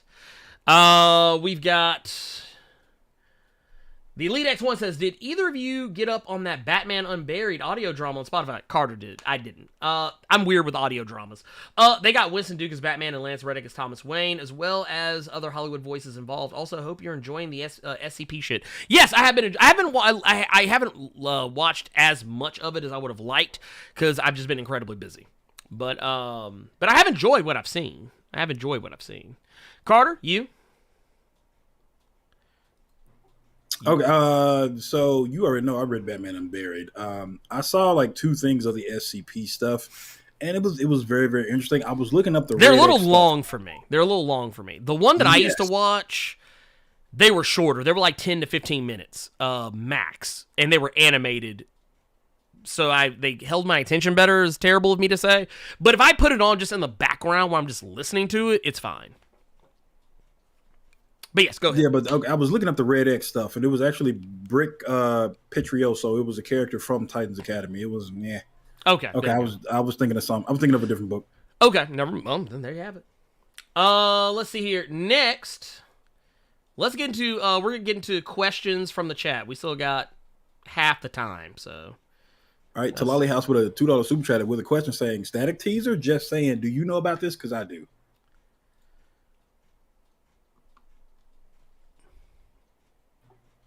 Wait. Talking about this costume change? No. The newest book. They got rid of the season 2 moniker, and it's actually it has a subtitle name now. And Vita Ayala is actually going to be co-writing it with the artist Nicholas Draper.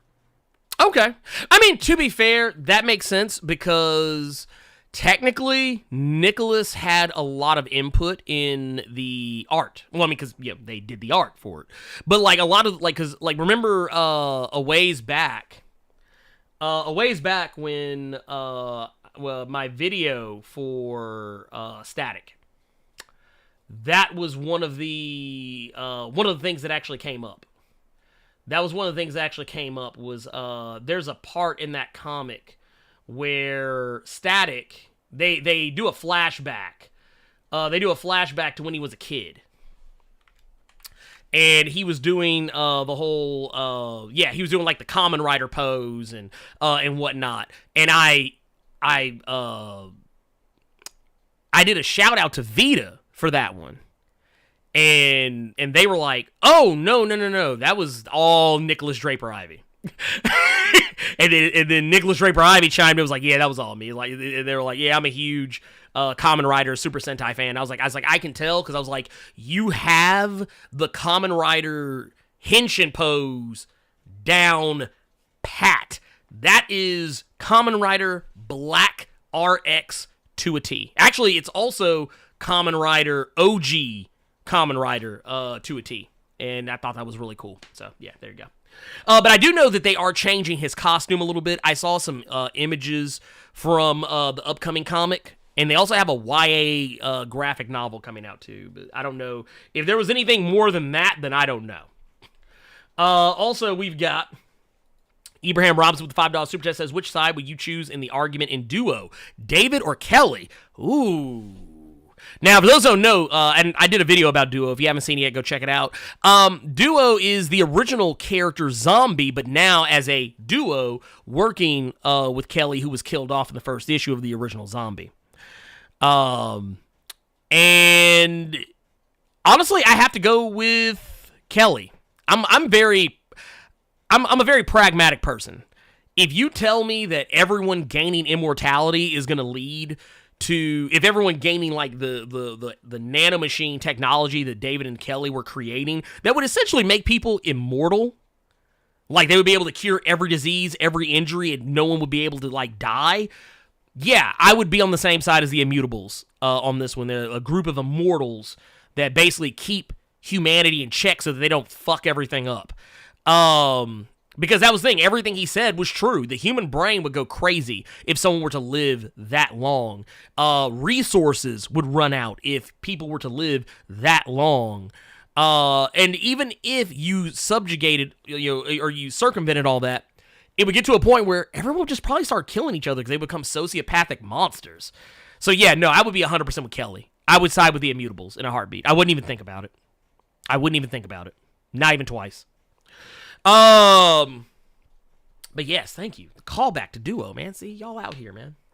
We also got Dominic Coles with a $5 super chat. Says, if you can get a Blue Marvel movie, who would you want starring, directing, and how would you introduce him? Well, here's the funny thing. This is a question I have answered on more than a few occasions. Many an occasion. Yes. Thank you, Carter. Thank you. On many an occasion.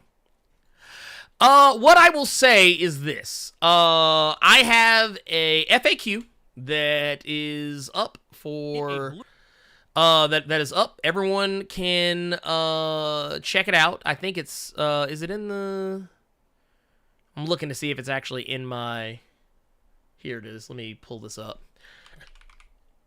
Because it's not been saving in the... It's not been saving for whatever reason. Here, let's see. Get out of that. Get out of that. Where's the publish? There's supposed to be like a thing to publish the page.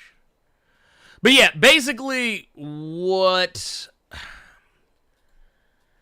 Okay, here's what I do. I'll just read it straight off the FAQ. Because, like I said, this comes up way too much. And it's a question I've literally answered ad nauseum. And, yeah. Abu Bakar Salim. That's who I would pick to be... That's who I would pick to be Blue Marvel. There you go. And for those who are not familiar... That's Abu Bakar Salim. He was in Raised by Wolves. He was a father in Raised by Wolves. So there you go. And I've already said I would do it exactly like comics. He's just a superhero who is chilling, hanging out, doing his own thing, and keeping a low profile because America is racist AF. Let's see here. Could David and Kelly shapeshift into each other's bodies a la a cloud? Probably. They're able to shapeshift. If they're able to phase through solid matter, then they're definitely able to shapeshift. Definitely. Oh, that is the timer right there. Look at that going off. On the money. I tell you what, I'll give y'all a little bit more just because I didn't really get to answer too many questions just from that weren't super chats. Let's see here. But I don't see any, so I'm just gonna have to... Oh, here we go. What do we think Hickman's new Marvel thing will be? I don't think it's gonna be anything he's ever done before. I can say that much. It won't be Fantastic Four. It won't be Avengers. It won't be... I know a lot of people keep saying Spider-Man, but that's not the case. That's a one-off that he's doing. If I had to guess, if Hickman were going to do something else for Marvel, whatever that might be, I don't know. I want him to do something that could actually change the game. Like, you know, I like when Jonathan Hickman goes to something because he puts a lot of effort into it. But if he were to do anything, any one thing... he's already done X-Men, so he's not coming back to that. Who knows? Maybe... I know Gillen has been writing Eternals, and he's been kind of hush on whether or not he's going to come back to it after Judgment Day is over. If Gillen doesn't come back to the Eternals, or if for whatever reason he chooses to just, keep his duties light and only focus on some of the other things he's working on, I would like to see Hickman take on the Eternals. I think it would be interesting. Let's see what else we got here. Do you really think every mutant on died on a Rocco, Blerd, and Carter? I don't think Magneto and Abigail is dead. They literally showed them very dead. They showed Magneto's helmet busted up and some bones, and we saw Abigail's glasses. Pretty sure they're dead. Matter of fact, Nightcrawler even said as much, that the Great Ring is gone. So, I think that was pretty definitive. And it's not like they can't come back. So, there's that. Let's see. Here it is that please keep Black Hitler dead. Marvel don't bring Killmonger back. I'd be fine if they didn't bring him back, because honestly, it's kind of problematic. A lot of people don't want to admit it because it's on their side, but that's called not keeping that same energy. That dude literally wanted to start a race war, which is not okay. Kind of bad. Let's see here. What else we got? Do you see anything else? What about the dude that played Dr. Manhattan in the Watchmen show and Lovecraft Country? That would be not the same person. I answered that for him in the chat. Those are two completely different guys. I love that you thought all Negroes look alike. Yeah, no, that's two different people. Cause I'm about to say the dude, the dude that played, I don't know who he's thinking about in. Lovecraft he's Country. talking about Candyman from Watchmen, and then he's talking about Nathaniel Buck. No, I know who he's talking about. I'm just trying to figure out how you can confuse the two. Jace Davis says, looks like Judgment Day is or mirrors Onslaught back in the day with a wave of X comics, then Marvel Universe in the second wave. Which non-X titles interest you the most, and are you making bids on them? I'm probably gonna do what I did for War of the Realms.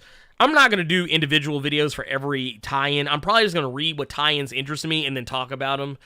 As far as what tie-ins interest me, that's a whole other story altogether. Let me actually pull it up. Let me pull it up real quick.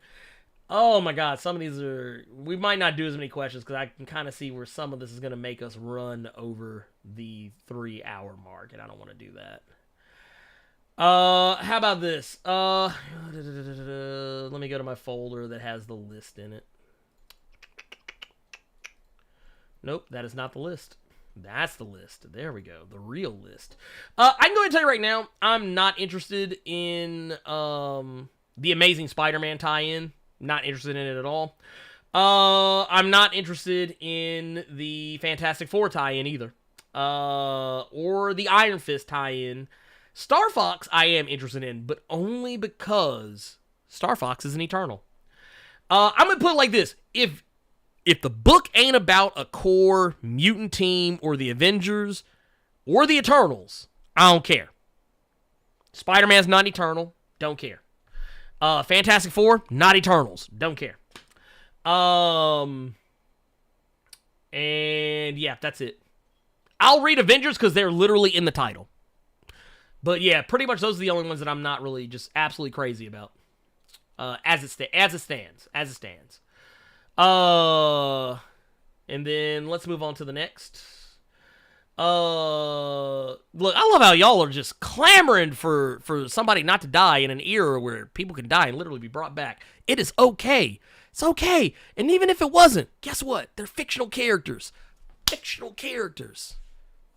To quote Ben Affleck in Jay and Silent Bob Strike Back. Why do people hate the Batman Harley Quinn animated movie? Did y'all hate it too? How come? I just didn't think it was interesting. Is my thing. Yahya Abdul Mateen, that's who dude was talking about Dr. Manhattan in Watchmen. The series, not the movie.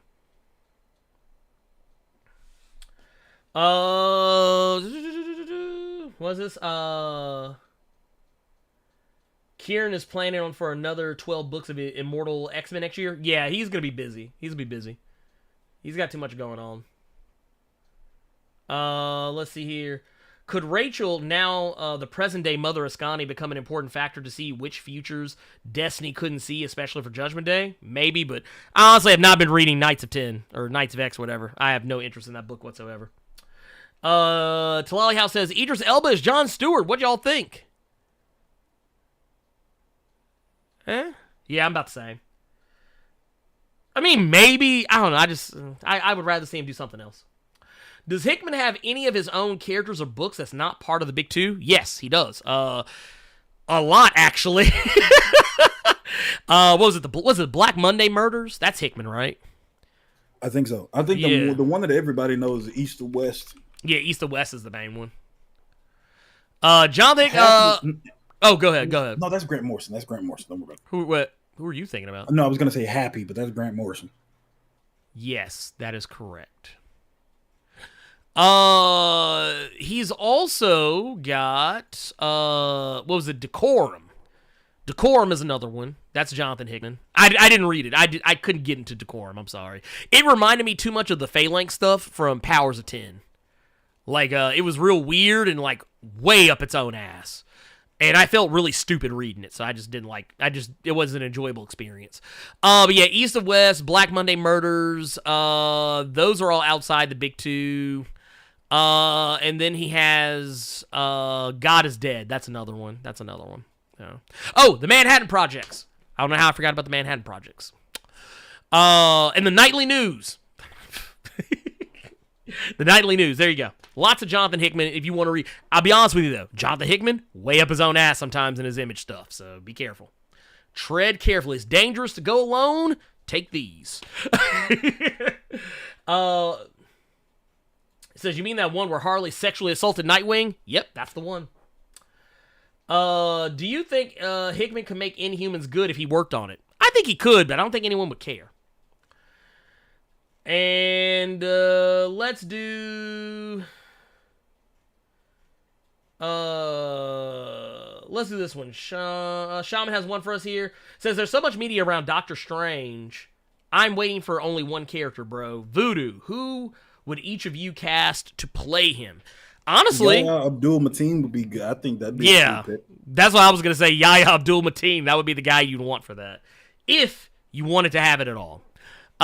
Which I would. I'd be perfectly fine with. I think he'd play a good Jericho drum. That said, I think that's it. That is it for. Oop, I did that way out of order, so it got fucked up. That is the show, y'all. Carter, you have anything you want to say before we head out? Nope. All right, well, tune back in tomorrow. Same Blerd time, same Blerd channel. 1 p.m. Eastern, 10 a.m. Pacific. We'll be back with our thoughts and musings and breakdowns of everything that's going on with the Marvel panel that's going to be taking place here in the next few hours. We were originally going to come back the same night, like later tonight, but I thought better against it, so we're not going to do that. We're going to get up out of here, and, oh, wait, here, I didn't see this. Okay, here. To Lighthouse with $2 Super Chat says, fan cast for Ernie and Carter in the MCU. Anyone? Huh? Oh, for us? I don't think that's a question for us. I think that's for everybody else. Oh, that's for everybody else. Okay, cool. Bet. Y'all take that one. Y'all figure it out. I will laugh at the ones y'all pick that don't look anything like me. But no, that said, let's get them out. We will see y'all later. Y'all have a wonderful, awesome, wonderful rest of the weekend up until tomorrow when we see you again, if we see you again. And, yeah. So, for Blerd Koa, for Carter Presents, I'm Ernie, the Blerd Without Fear. And Hogan, you can go to hell. Bye!